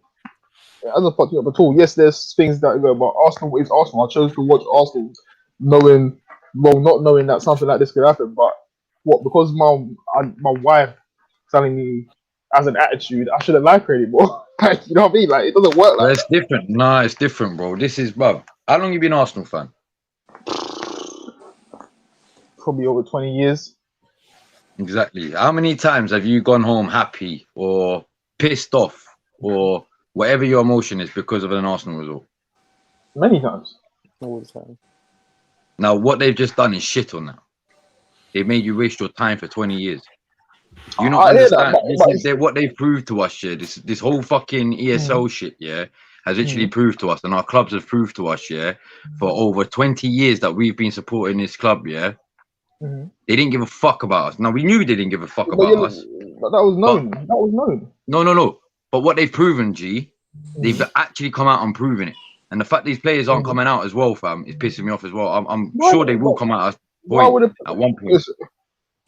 But what pisses me off is because you hear players when they come to a club, oh yeah, I'm coming here to win trophies. I want Arsenal, or I want Tottenham, or I want United, or I want City. To be. Let me ask you something though. Let me ask you something though. If Arsenal was the only club who decided that they didn't join, would your feelings still be the same? Like, would you say, "Well done, Arsenal"? Yeah, but they didn't. They did join. So you'd rather play in the Premier League without. No, it's not about rather playing the Premier League. Black and white. Are you just never gonna watch it again? Bro, football's done now for me, bro. Football's done for me, fam. In 10 years' time, I'm telling you, man, in 10 years' time, you're gonna stop watching football because it's gonna be so American based. Yeah, the way they're gonna. But Premier League's gonna be done. Listen, the Americans want to kick out this shit, bruv. You don't understand, bro. It's not going to be. No, okay.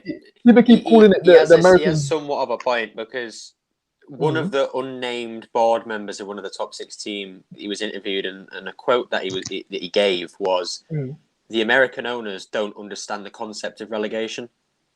Like they don't understand how that works, and there's a reason why, because they have a business filter.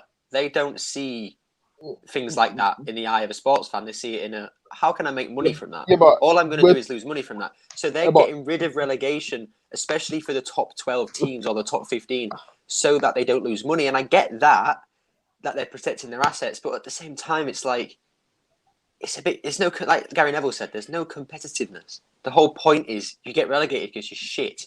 If Arsenal are shit, which you probably will be, if Spurs are shit, we get a lifeline. Whereas 5 of the teams in that league don't get that lifeline. But there's still a knockout format in this competition, right? In this ESL. Yeah, there is. Yeah. So there's a sense of either winning it or not winning it. I mean, you could argue that in the Champions League, we did that for 16 years, being in it, but not doing anything with it. So it's the same. It's the same process. It's just there's no relegation. But this is why there's not going to be a relegation, because it's not. It's a league by name. Essentially, it's just an alternative Champions League. It doesn't mean that no one gets relegated from the Champions League. You just can't win it. You can still go into it next year. And so it's the same. It's the same thing. It doesn't affect Premier League football. If it affects Premier League football, then I would understand the frustration from Arsenal fans about football being dead. But I'm basing it on the assumption that we still get to play Premier League 38 games a year against all teams, and instead we get to play better clubs in European football, which gives us more money to compete with the best, and almost it accelerates any process that we're on. I mean, it's the same, right? You get knocked out. We got knocked out of the Champions League for 16 seasons, and we still got in it every year, but we're mocked. Exactly. So, okay, let me ask you about how was you feeling? How was your emotions? No matter feeling what then? happens, I will still watch football. Hold on, nigga. How was your emotion for them 16 years? Yeah, How was your emotions every night? Up and down, no? Yeah. So, up and down. 16 years. 16 years. That's a whole school thing. Wait, do you not get the concept of what these Americans are trying to do, fam? It's not just Americans, though. It is, but you don't understand. These teams, Tonight, 11 o'clock. You don't understand. These owners are going to make this fucking league let me say something. Worthless, bro. Tonight at 11 o'clock, Florentino Perez will be doing a full interview and tonight at 11, and I'll be going and I'm going to go live at the same time because this is going to be mad. Cam, sorry, what league worthless? The Premier League or European football? What becomes worthless? The Premier League will become worthless. But even if we're in it, bro. The Premier League will become worthless because our top 6 don't give a fuck no more because they're making more money off this European shit. But they won't care about the Premier League. Yeah, but they're making more. Of course they will. They're still going to want to win the league. They're still going to want to come to the fore. They still will, bro. They still will. Won't, bro. I'm telling you right. So I'm telling you right now, if we finish 10th, yeah, why is it fair for us to be still competing in this Europa League? Oh, it's not. It's not. It's not. Listen, Exactly. So it's like shit. What they've done is shit on 100, literally 100 over 100 years of fucking tradition. I get that. I totally get that. But I think we're all getting ahead of ourselves. I don't think it's gonna completely go down like that. I think what will happen is these bigger teams will eat a lot from this Premier League, and they will just there will be teams that can get in it, but they won't make as much. I think that's just how it will be. Yeah, and I think if you repeatedly get knocked out like over a couple of seasons, then I think a new team will come in and replace you. They've said there's 15 teams. There's 23. Do you not hear the thing? Do you not see the thing? They've signed up all these 12 teams for 23 years, bro. 23 years. So 23 years of we could get relegated from the Premier League, but we're still in this Europa Super League. Like I don't know about you in it, but football. I love football. I love Arsenal. Yes, I don't agree with what's going on, but I'm not going to stop supporting my team. I support my team through thick and thin. It's as simple as that for me. It's important through thick and thin. Yeah, guys, I'm going to be back again live at 11 o'clock. 11 o'clock, there's going to be an update from Florentino Perez, and we're gonna go live again at that point. Everyone kind of seems it's mixed feelings, honestly, from everyone. For me, I feel like Stan Kroenke's done what he had to do, and he feels like this is a good idea for him as an owner. I feel like they've completely shat on the culture and the history of the club. They've been doing that for years. Yeah, but what are you gonna do? Honestly, we can't control what these guys do, and this is the level it's gotten to. I felt like if this club was still owned by fans, Would we? Can I just say one more thing? One more thing. Yeah. I know it looks all doom and gloom, and yes, you might not like what I'm about to say, but the Premier League kind of deserve this. They do. Yeah, UEFA deserves How it. As well. long have I suffered under this ownership? Now they must feel the wrath of Stan Kroenke as well. It's as simple as that. No, but Kesh, When I was screaming saying, "Oh, fans should have more of a say in their football club," why should these owners come in and we should do as they say?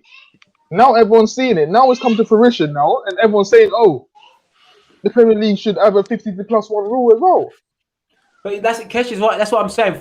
From my perspective, like football was already dead, so I'm not going to be a hypocrite and say they've ruined this, they've done this to me, because I buy the shirts. I've been a season ticket holder since forever, so I buy into everything. So I'm now not going to say getting nothing back. Like, yeah, look, but so at the end of the day, the the moral of the story is this: yeah, FIFA and UEFA fucking deserve this because FIFA put on a World Cup in Qatar. First off, it's in winter. Who the fuck watches a World Cup in winter, bro? It's literally it's in the middle of a Premier League season. What the fuck is wrong with them? Second off, how many people have died building the stadiums in that place? Third off, UEFA played a final between two London clubs in Baku, Azerbaijan, where it cost £1,000 for plane tickets, where only 6,000 fans could actually attend. Are you taking the piss? Exactly, and this is what I mean. And then the government and the FA, they want to complain. What did you do to fucking Bury in Macclesfield when they were running out of money?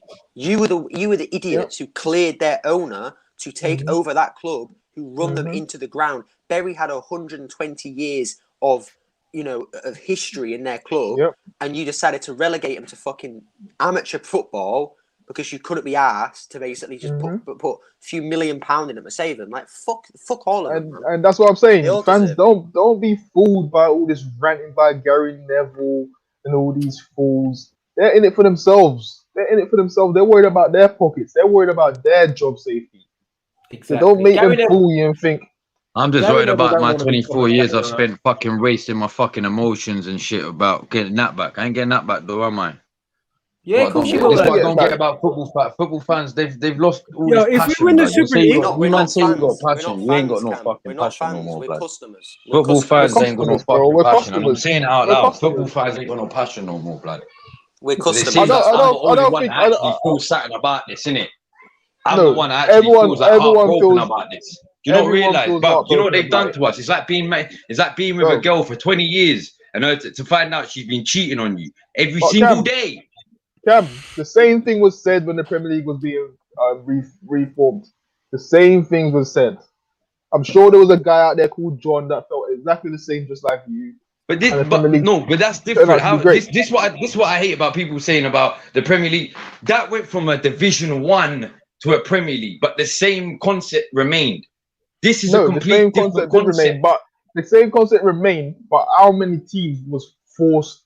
They were just pissed off because they're changing it to the name Premier League. And that's what I mean. And the money as well. And the money as well. The money at a certain point was not being shared. It's only over the last few years that's gone better. So teams still wasn't competing.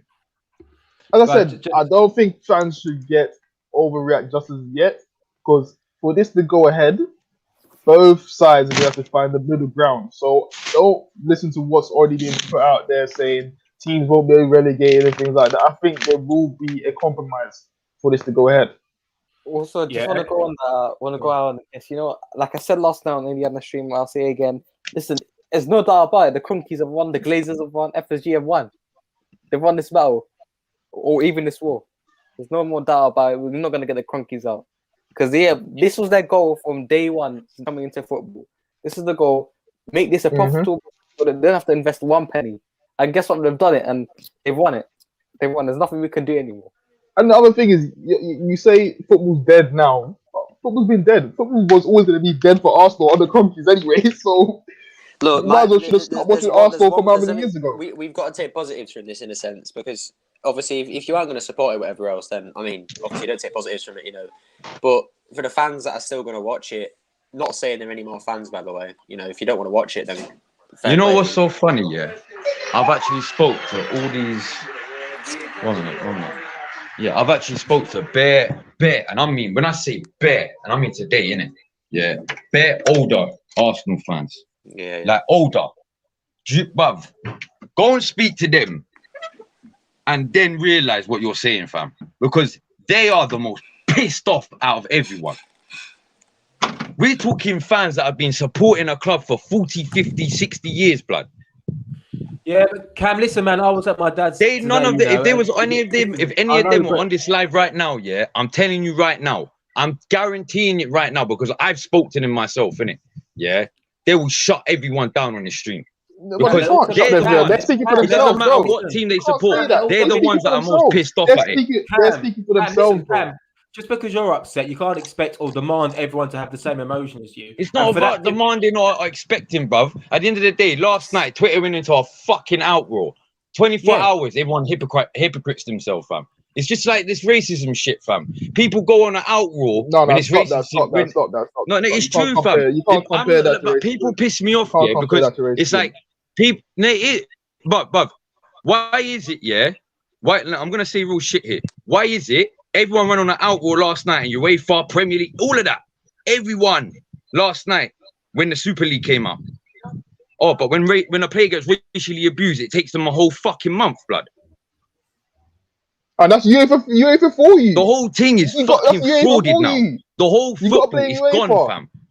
You gotta blame UEFA. You Yeah, gotta I mean, blame. listen, We and keep also, saying, like- listen. We keep saying the Cronkies, these Americans. Even in the Premier League, bro. This is Even when it something was that happening in the UEFA Premier League. This is something. Listen. This might not be the exact idea, but this is something that UEFA and FIFA wanted to do anyway. They wanted to do it in their own version. So we're blaming people that's just jumped the queue and gone ahead and done it before them. That's all you're doing. Yeah, I don't understand why it affects us that much in terms of like, if we're not going to compete in the Premier League, I get it, but don't assume that we're not. Let's assume that we are going to be in the Premier League. All it is just an alternative European competition. That's all it is. An alternative European competition. The Premier League still means as much. The London Derby still means as much. Losing to a promoted team will still annoy us as much. Drawing at home to Fulham will still piss us off as much. It's the same thing, except midweek we play Barcelona instead of playing fucking whoever it is. It's the same thing. And I get that there's a lot of older fans who are going to be really annoyed because they're the ones you've spoken to. There'll also be a lot of older fans who won't be as angry. Like, we can't generalize in general. My dad's 64. I spoke to my dad today and he was like, yeah, it's what it is. Another update. On a better note, Arsenal joined the race for Locatelli. Oh yeah, Oh, Locatelli. No, this is what I'm saying. I was literally about to say this. The one positive that you could take from this, if you want to, is that I personally believe Kroenke will spend a lot of money on this because the way he's been talking, I know he's done this before where he talks all the talk and that, but this is different. This is something that he's invested in. I see this as a way of him basically saying, all the money that I haven't spent over the years, I was saving it. I was using it to help build this league. That's now happened. The hope is that he said it in a conference. He said, this is Arsenal's way of being the biggest team in the world. First off, the fact that he has the audacity to say that's the only way is pathetic. But if it means he's going to spend money on Arsenal, if it means he's going to give us the players we need to be the biggest team in the world, are we actually going to complain about this in 5 years if we win? Listen, I just want to read this something out. You see my message? In 5 years' time, if we're winning this thing every single year, and as long as we're still in the Premier League, I don't care. I want to read this every single day. Before I want to read this message, okay? Arsenal had to sign up for the European Super League. The fans will be calling us losers, and rival fans will be laughing at us for not being included with every other elite team. Every single English club would have jumped at the chance. Just be thankful Arsenal made the cut. It's true. If Burnley were invited, they'll be jumping up and down. Burnley will be straight in it. Burnley would be straight in it. They've already said. Also, they've already said. Let's not forget this. Every other team in the Premier League, they've said that they've asked the teams apparently, or they found this out. They said if basically every other Premier League team would accept the invitation without hesitation if they were given one. Yeah, that's it. That's what they've said. Let's not forget Chelsea. Like when Chelsea came in, Abramovich came in with all that money, right? Arsenal, Wenger were very much against it. It's not how you win things. It's not how you build a club, how you build history. Blah blah blah blah blah. Look who's laughing now. Chelsea. Then Man City do it. People followed. We didn't follow. We stood still for way too long. Didn't sell quick enough. Didn't sell to the right owners with the right intentions, and it hasn't worked out for us. But Listen, if we don't jump at this opportunity, and other teams do, we'll be even further behind. And your frustrations will be, oh my God, why are we so behind? And be like, well, we're behind because we wanted to keep our integrity. Integrity doesn't do anything. That's definitely one of the reasons why Kroenke is a main backer of this idea. I feel he came in with the idea that Arsenal will be self-sustaining, and the likes of City and Chelsea has ruined that. And he's just saying, you know what, fuck it now. Cool. Like UEFA, you didn't do anything to keep it as a level playing field. So cool, we'll make it a level playing field for ourselves. It's mad. Yeah, exactly, man. If you can't beat them, join them. I mean, on that note, first off, no one's a sellout fan because we still pay to watch it. Selling yourself out is being paid to do it. We're still paying to watch the Super League. We're still paying to do it. If we were to choose to watch it, we watch it. Like at the end of the day, what free off? How many of us here would watch it? Yeah, how are us lot meant to stop it? For me, the only people who can stop it are the players, because at the end of the day, the players are the tools that build the shed, and the shed is the Super League. It's more money in their pockets. No, they don't care. No, Kesh, is what I'm saying. The players have to refuse to play in it. Will they? No, because the money they'll be earning from this shit, they could set their family up for the next 500 years. Like the next 500 years worth of their family will never have to work a day. They would love that anyway. Playing against the best players every week. Exactly. That's what you. Listen, and you know how FIFA is saying they'll ban international players. Don't be surprised. Don't be surprised if another people or something to say, you know what, we'll make our own World Cup or whatever. He already said that. He already said that. Yo, they already said they're gonna make their own FIFA game. Because FIFA said they asked him about it. Yeah, Perez said if the players are banned from World Cup Qatar 2022, he literally named it, meaning that the date of it. He said we'll make our own. It's no big deal. They've got, and I said this yesterday. Yeah, every single this is like a computer game. This is a computer game. They've been doing this for 15 years, so they have an answer to every single thing. They got a plan. Exactly. They've got a way around everything. They've figured it all out. You can't play about with rich people, and when there's a group of them, you're always gonna lose. You're always gonna lose because listen, money makes this world go around. As much as we don't like it, or we don't, some people choose not to believe it. These rich people run the world. It's as simple as that. Yeah, it is. Guys, I'm going to bounce, but just I know what Cam said earlier about if a woman's cheated on you for 20 years or whatever. If it's 20 years, you need to leave her sooner, okay? A lot sooner than 20 years. Because 20 years is a long time to be cheated on. So all right, please. So if I was to leave Arsenal and I was to go to Man City, what am I glorified as? A glory hunter. There you go. Yeah, but Man City is going in the same competition. If you don't perform badly, then you'll be all right. No, I'm talking about. But if this competition wasn't about, and we're going on that basis, and I was to go to Chelsea or Man City, what would you call me? A glory hunter. There's other teams are available, as time would say. Yeah. I was only joking, Cam. Bro, I'm a West Ham fan now, fam. Fuck Arsenal. Mate, you're doing well this season, bro. You're doing well this season. Oh God. Cam. I mean, I just don't get. Cam, can I ask you a question? Can I ask you a question? What was the part of this that got you so outraged? Hello? Is he still there? I'm still here. I don't know what pisses me off. Yeah, I think it's the format that pisses him off. Sorry, what pisses me? All right, why I'm outraged about this is because us as fans for years and years and fucking years, we've been trying to say money's ruining football. We've been knowing this. Yeah, we've known this since Chelsea, since Abramovich. We've known this. But it's the fact as fans we keep saying shit, but we don't do fuck all, bruv. We don't. You can't do anything. You can't do anything about it. We can't, bro. We can't. If we as a fan base, So you're telling me right now, if 2 million Arsenal fans was to march right down to fucking on a match day live, what, they're not gonna make a change? Come on, bro. It's fucking, bro. It's politics, bro. There'll be 2 million Arsenal fans. Football has turned politics. No, listen. The reason why I'm so pissed off is because football is turning into politics, bro. I agree with you. But what you're saying is nonsensical, bro. You think 2 million Arsenal fans is going to get in the way of 450 million? Cam, Oh, Cam. you, No, bro, I'm not talking about right now. The point What I'm is this. talking about. What I wasn't talking about Yeah, right go on, now. go on. Now it's too late, bro. Now, obviously, right now it's too late, fam. Mm. But for years, what I was talking about for No, I years and agree years with and that, years. yeah. No, but this is the thing. I agree with Turkish tried to do this, and so Yeah. many fans said, I "Oh no, supported him. we'll."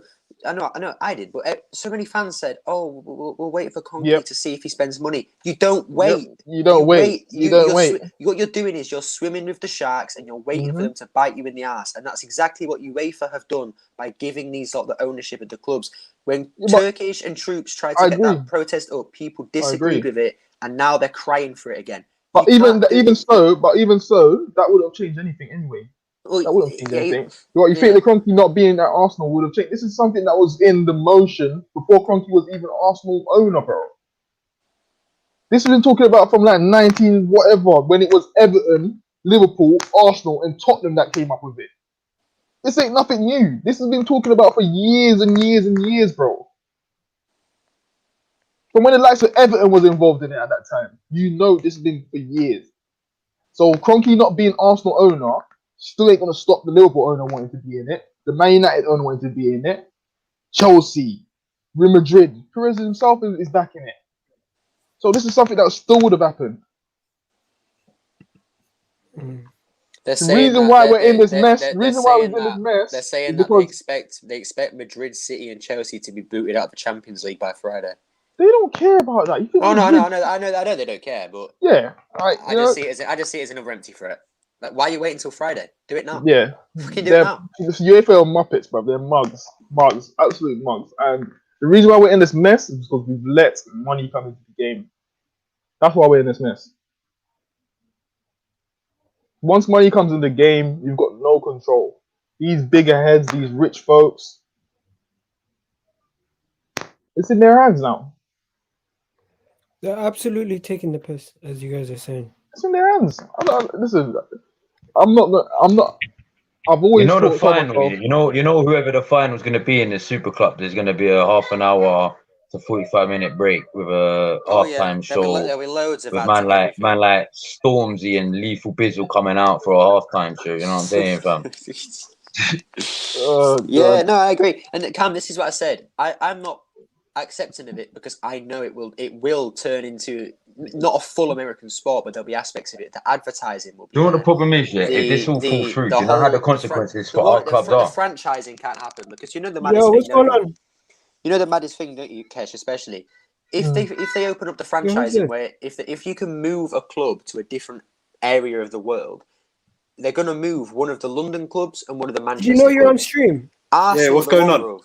Arsenal will get what you moved, gotta I'm say? telling you now. What am I saying here is that this is pure disrespect to all the history of your club. I'm a United fan, and I think this is trash. This decision of Thank you. This decision, bro. I'm actually going to stop supporting the bloody.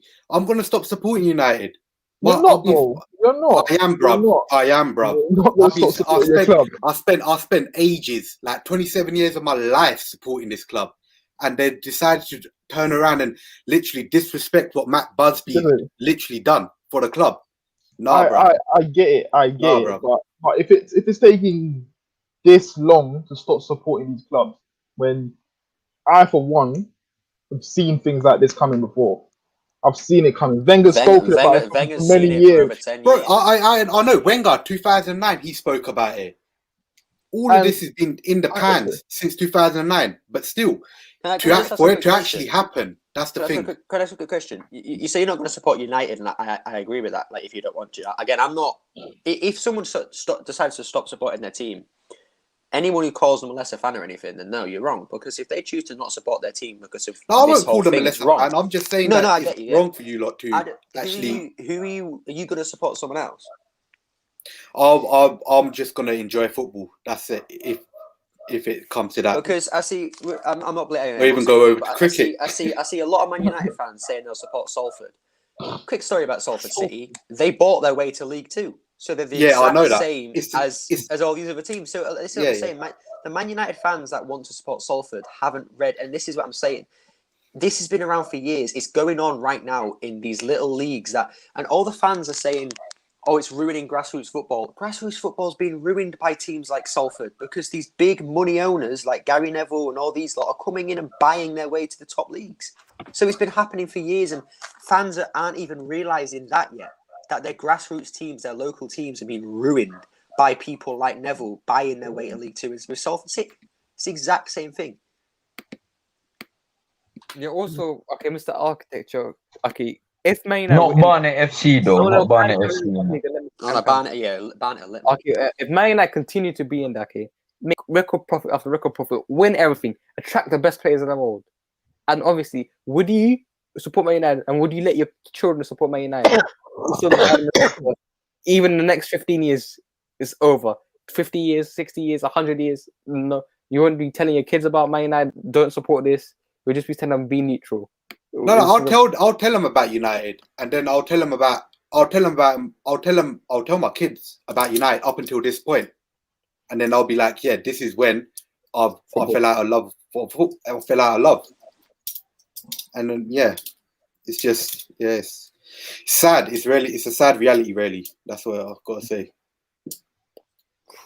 Listen, what I've got to say about the Super League is, I think in 10 years it's going to be a massive reform. Like they do with the Champions League every 10 years, they're going to change it. So be it, if we continue to underperform, if we continue to be bottom of the Super League, they might start the Super League and bring someone else in. You don't know. But this is what I believe with the Super League is there will be constant reform. Every 5 years, 6 years, 7 years, they're going to reform this league. This was the Champions League 80 years ago, 90 years ago. Champions League only had like 8 or 9 teams in it. And eventually the Champions League built itself up into this big global competition that it is today. So what I see in the next 25 years of the Super League, even this 23-year window, is I continue to see the Super League getting up with 32 teams. But the thing is, it's the way they went about and done this whole Super League thing. If they implemented these steps, like in the next 2-3 years, cool, I understand. But the way they literally done a 180 on everything and just literally just flip the script. That's what they've done. Can I say something? Because with all the other teams in the Premier League, it would have jumped at this idea. Yeah, if for instance they went to all these teams and they said we're going to do it, and these bigger teams said no, but there's 6 of the lesser teams said no, we're going. Would you not be outraged? Nope. Exactly. No one cares. No one cares. I don't know. Actually, I don't know about that.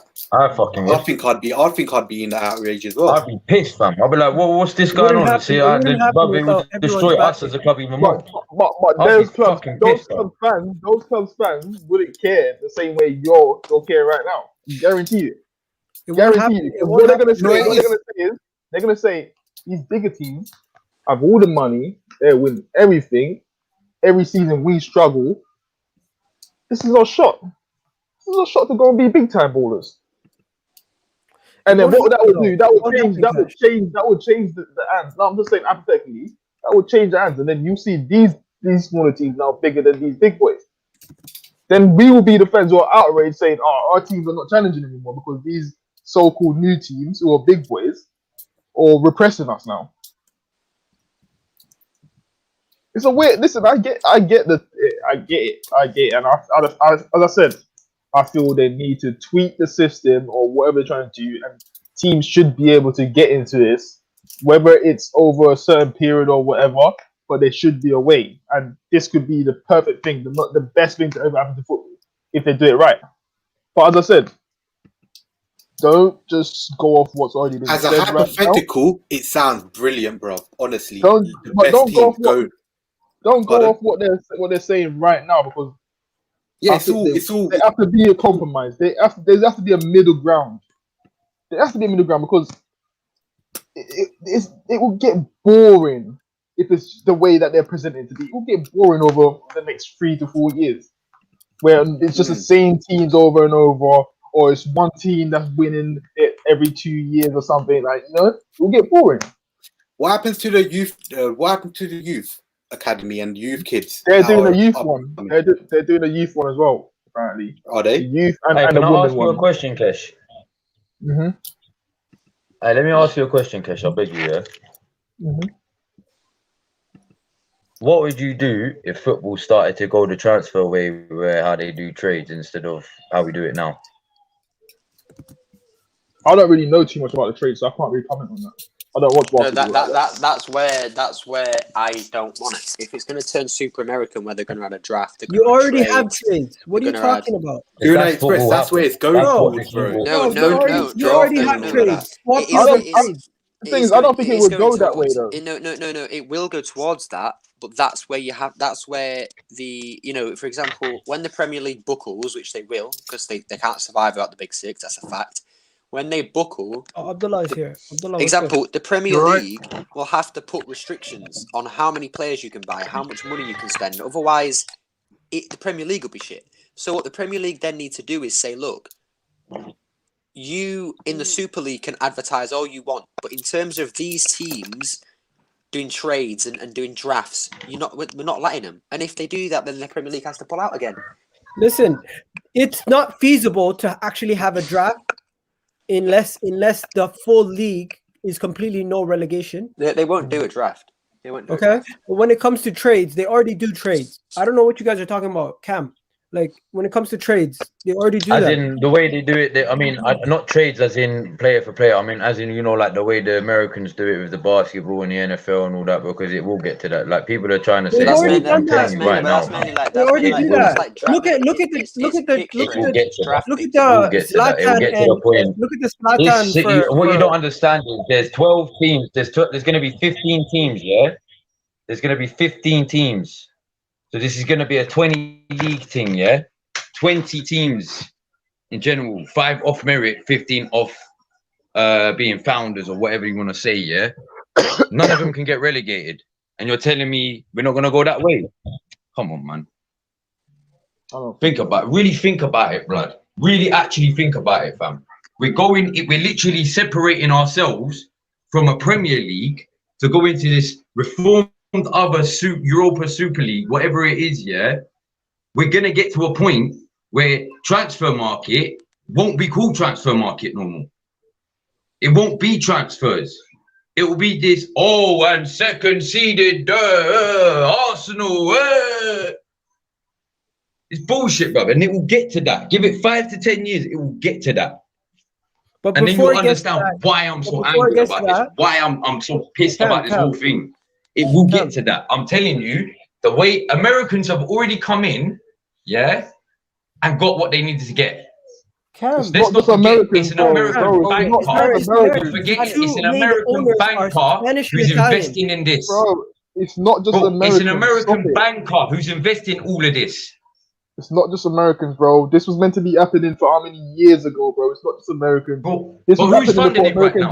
Who's funding it? It's an American banker who is funding it. American bankers. The biggest banker in America is funding this. They fund everything. They fund everything. Who do you think's funding the Premier League? Do you think the Premier League, the money from the Premier League just comes from in the UK? No, it doesn't. It doesn't work like that.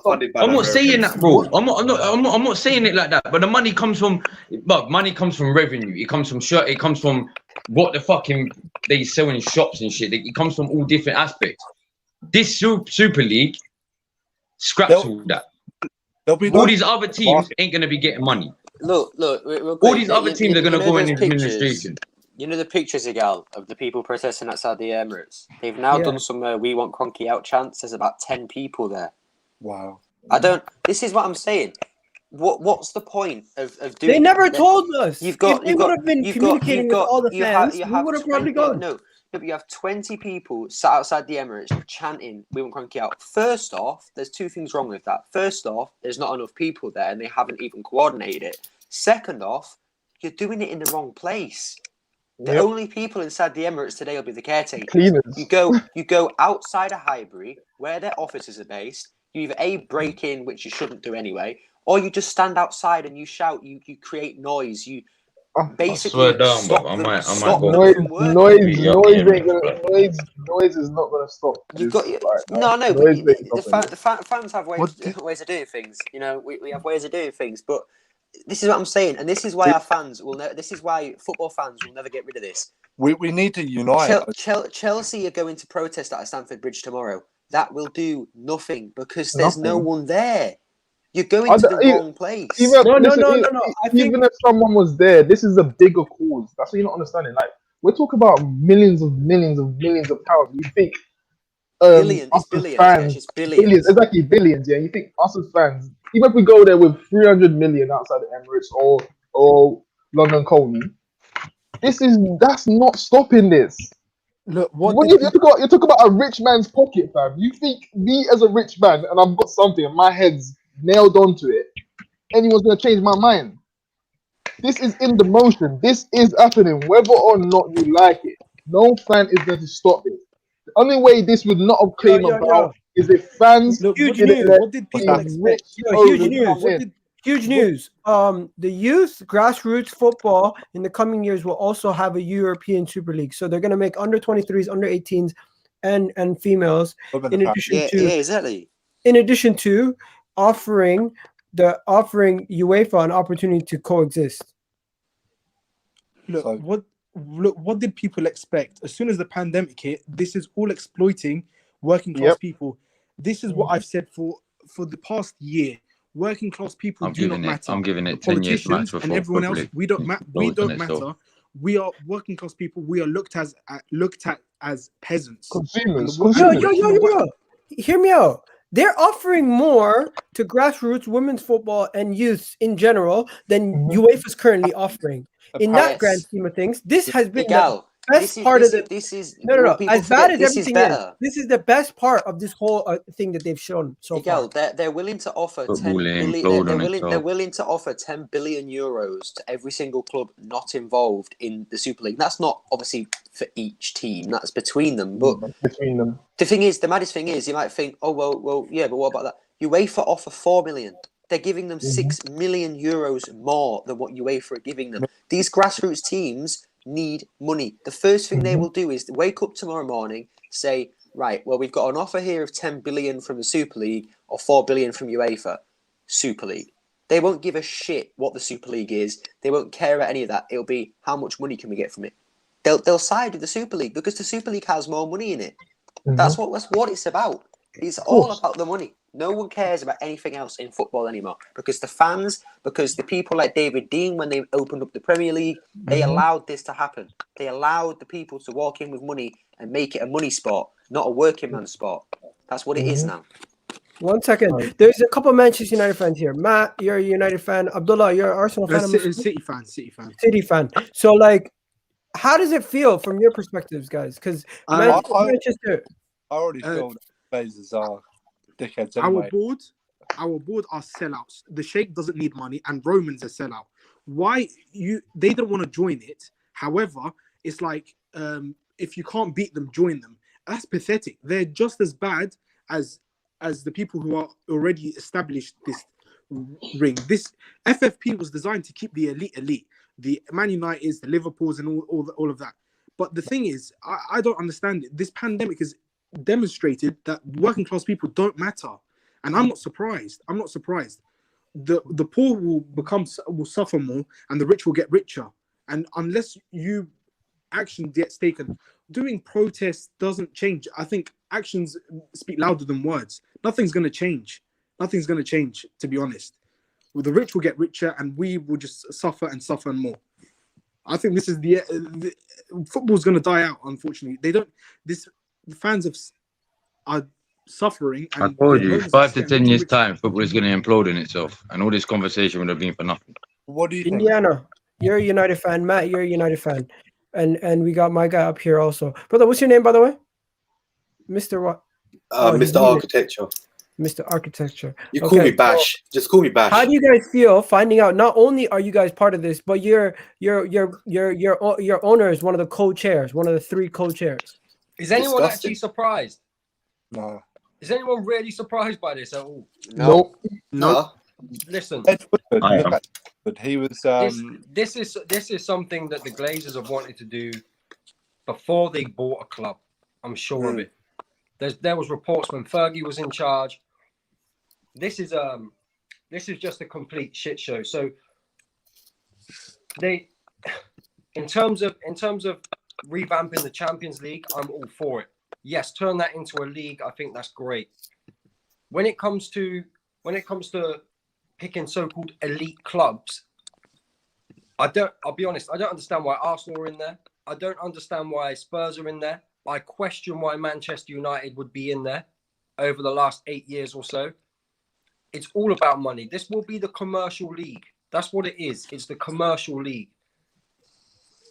This has a massive effect on clubs like Leicester. I feel for Leicester because I think Leicester are actually in a much better position than Arsenal are. Leicester are like the new Chelsea. At one stage, Chelsea were getting top 4 year on year. Like, why are Chelsea in there? Why can Chelsea be in this, but a Leicester can't be? Or even Everton. It makes no sense to me. No. Okay. In the grand scheme of things, it doesn't make sense footballing wise, but when you look at it financially, it's basically a rich boys club. Manchester United, Chelsea, everyone. I get what it is. I understand that. But here's the thing. You could get a buyer come in and buy Newcastle. Newcastle would end up within 10 years being bigger than Chelsea, right? What happens then? Do you drop Chelsea out? Do you drop Spurs Apparently they didn't want to let the Newcastle takeover come in because it would have negatively affected the Super League. Exactly. So there is actually no positive effect for overall football. One thing, as a grassroots coach, as a coach of football, underage football, if they're saying that they're actually willing to invest heavily into women's game, grassroots, youth academies, and give back to the lesser leagues, upwards of 10 billion, they say, in the next coming years. Is that a positive that outweighs the negative? We all know about UEFA, but it will just be different people in charge now. That's all it is. I mean, grassroots football is highly corrupted. You realise that a player like Eden Hazard, right, the first local academy that picked him up, also got paid well over him. I think it might have been around 5 million euros when he went from Chelsea to Real Madrid. There's corruption in every level of football. Of course, there really is. Like this won't change anything. Just because you're gonna throw a bit of money at the WSL and grassroots football does not mean to say you've got the right intention. Because again, the right intentions would be to say you can be in this competition on merit. You can be on there on how you performed the previous season. But as I said, I believe that's how it will go. Maybe not immediately, but I believe that's how it will turn out to be. I think what they're going. They'll change it. They'll change it. Yo. 1 second. Let me just say something. When it comes down to this whole Super League, I'm unequivocally against it. Somebody's mic is moving mad. Whose mic is that? Yeah. Just meet everyone. Listen, they'll adjust it. What they're going to do is all the big teams are going to eat good. They're going to fill their belly in the first instance, and then they'll change it. I believe that's what they'll do. Okay. I think when it comes down to it, they are going to find a common ground. UEFA and FIFA are going to organize the World Cups and they're going to organize these European competitions for the other teams. And the European Super League is going to happen with or without the help of these UEFAs or FIFAs. If they try to say, yo, make your own game, they're going to make their own game. If they say, just a good question. This year makes no sense to me, Shots. You're my guy and everything, but you're saying it's not on merit. Arsenal got into the Premier League off merit. It was Tottenham that was going to be there. So, like, where's the middle ground? Like, we've done it before, so why is it embarrassing now? I'm going to go watch the Gary later. No one ain't complaining now. Is any Arsenal fan here complaining that Arsenal got into the Premier League over Tottenham? No one cares. This was what, 1972 or something? When? What was it? What did you say? Are you cut in and out then? When was it? When Arsenal got into the Premier League over Tottenham. But Arsenal have never been relegated from. 1992 when we got. When the league was being reformed or whatever, Arsenal got Yeah, in because Arsenal got in because of Arsenal didn't Oh, get you in. mean obviously Division I One? wouldn't put Yeah. when that Division happened. I 1, wasn't sorry, born, Division innit? 1. So I That's not can't what comment on happened. Division it. 1. But Division that's 1, not what sorry. happened. That was the year before I was born when that Arsenal, happened. So Liverpool, and Manchester United. Eagles, were someone put won't shut into your the We Premier purse. didn't League. deserve to be in it though. The only time we got involved in it was because we had someone on our chairman that was involved in the league. That's it.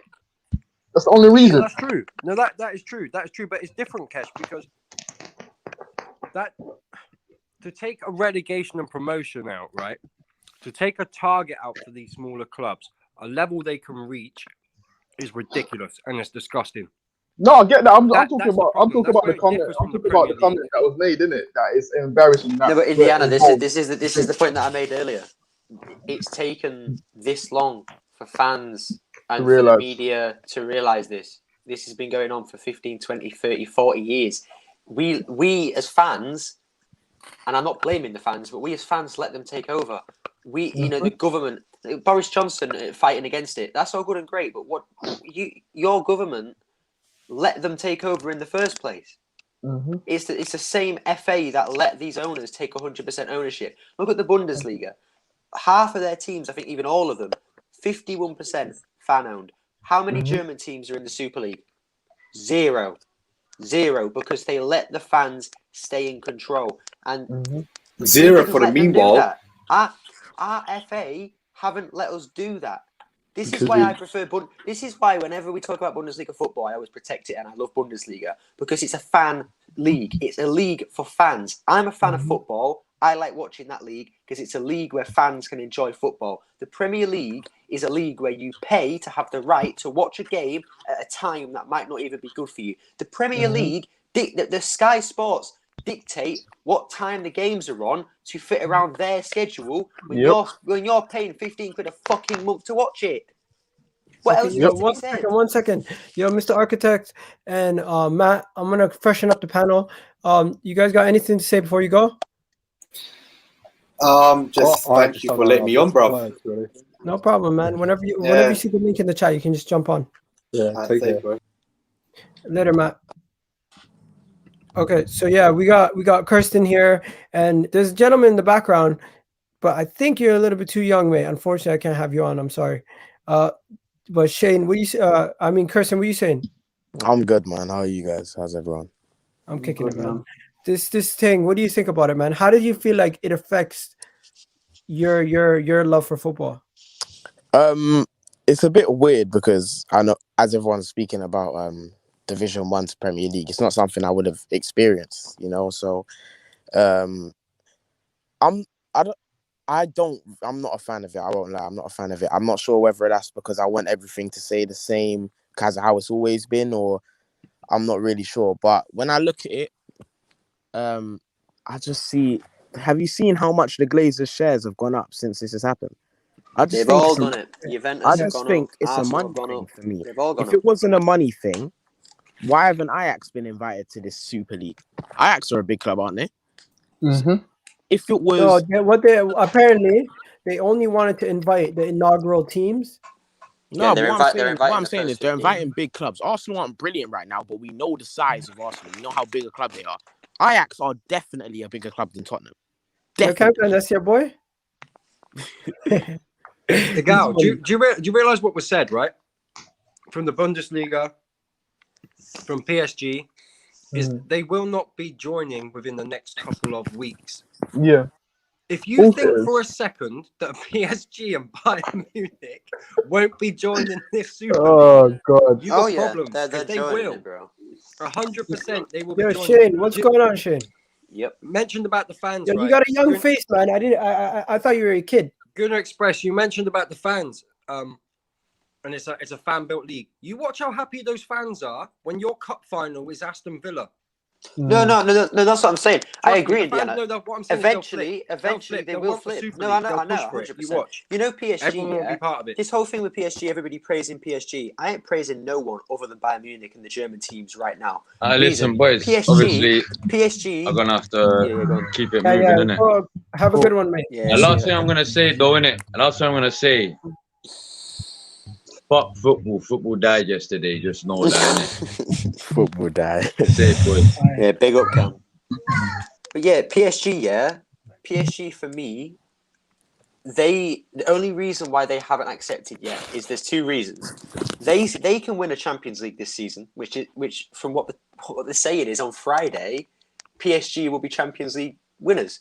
Also, their owner pretty much runs Qatar. Qatar are hosting the World Let's Cup. be honest, they've bought that with some naughty little ways, right? You really think he's just going to go waste all that money on the World Cup not to then host it? Yeah. You'd be mad. He's going to... I bet you 10 seconds Romano after, give a new update if you want to hear. 10 seconds after the World Cup final, PSG will join I'll put that it in the league comments. within 10 seconds. 10 seconds, bro. I can bet you now. Without a doubt. Without a shadow of a doubt. But a good expression. I think you're beating around the bush. You're saying it's just PSG. But I ain't saying the exact same. No, all of them will do the same. Yeah, all of them will do the same. They'll all follow along. Yo, update. Next day. Why is it the next day? They ain't doing shit, man. They ain't doing shit. They're not doing nothing, bro. They're not doing nothing. They're stalling. They're stalling. Bro, I've never heard such a big football conversation at school ever in my life, man. Seriously.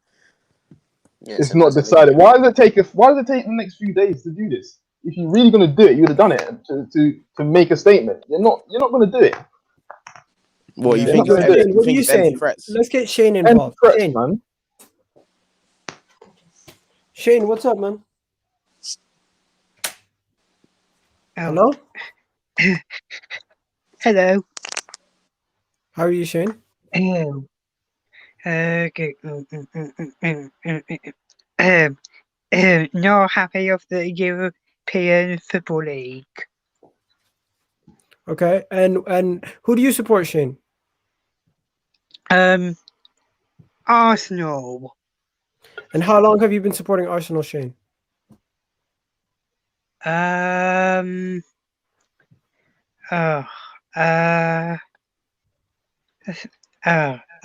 than 10 years? More than 20 years? I'm 23 now, around 13 years. That's amazing, man. Honestly. And how do you feel about this? Are you upset or how do you feel? I've found out of the Super League since last night and got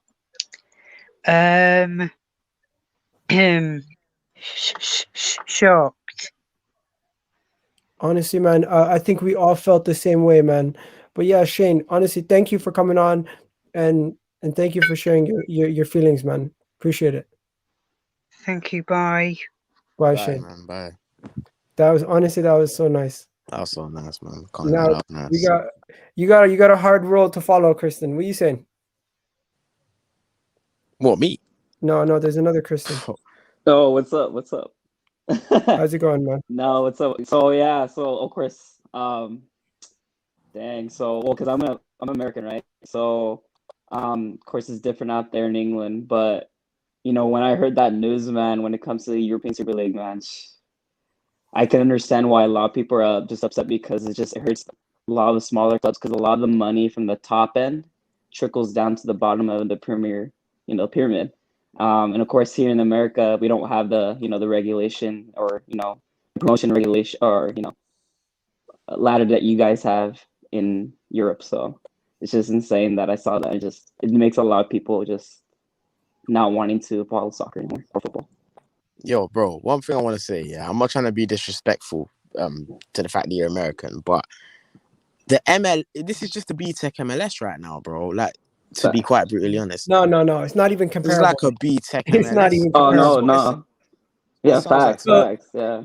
No, I could tell you for a fact that it's nothing comparable to MLS because MLS does not have the best players in the world. MLS does not have 5 teams relegated every season. MLS is nothing comparable. The Super League don't get 5 teams relegated.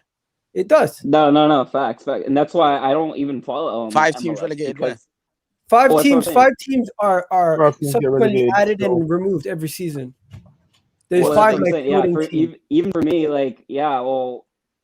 I'm Hispanic. I'm from Mexico. Even though I'm American, I still even follow El Liga MX, of course, with family. But especially I've taken part in the collegiate level out here, And even though with that, it's just the system is broken. That's why I don't even follow MLS, because it's broken. I just think it's just all about the money. And when I heard about, of course, the league, it just brought me back to the point. I'm like, you know what? They're just trying to follow the same model as the American system is. And yeah, you know why there's no promotion and relegation in the Premier League, in MLS, is because the owners would never allow it, because they didn't want to invest in football in the first place. When they started investing in it, they did it by default because they already own like the Maple Leafs, or they own the Denver Nuggets, and they're like, you know what, I might as well just get another team because it only cost me this much money. And now that it costs them so much money to maintain it, they would never allow anything to get interfere with that. Once the second tiers and the third tiers were made in North America, now that they have a second tier and they've tried to do a relegation and promotion, all the owners said no, because it's a closed league. And if they do a closed league, then you could call it American. But this is being headed by the Italian guy that owns Juventus, and the guy who Perez from Real Madrid. So as much as you want to say this is an American thing, this is its own thing in its own. Because the number one thing about the American system, there is parity. Anyone can win. There's a draft as well for the MLS, isn't there?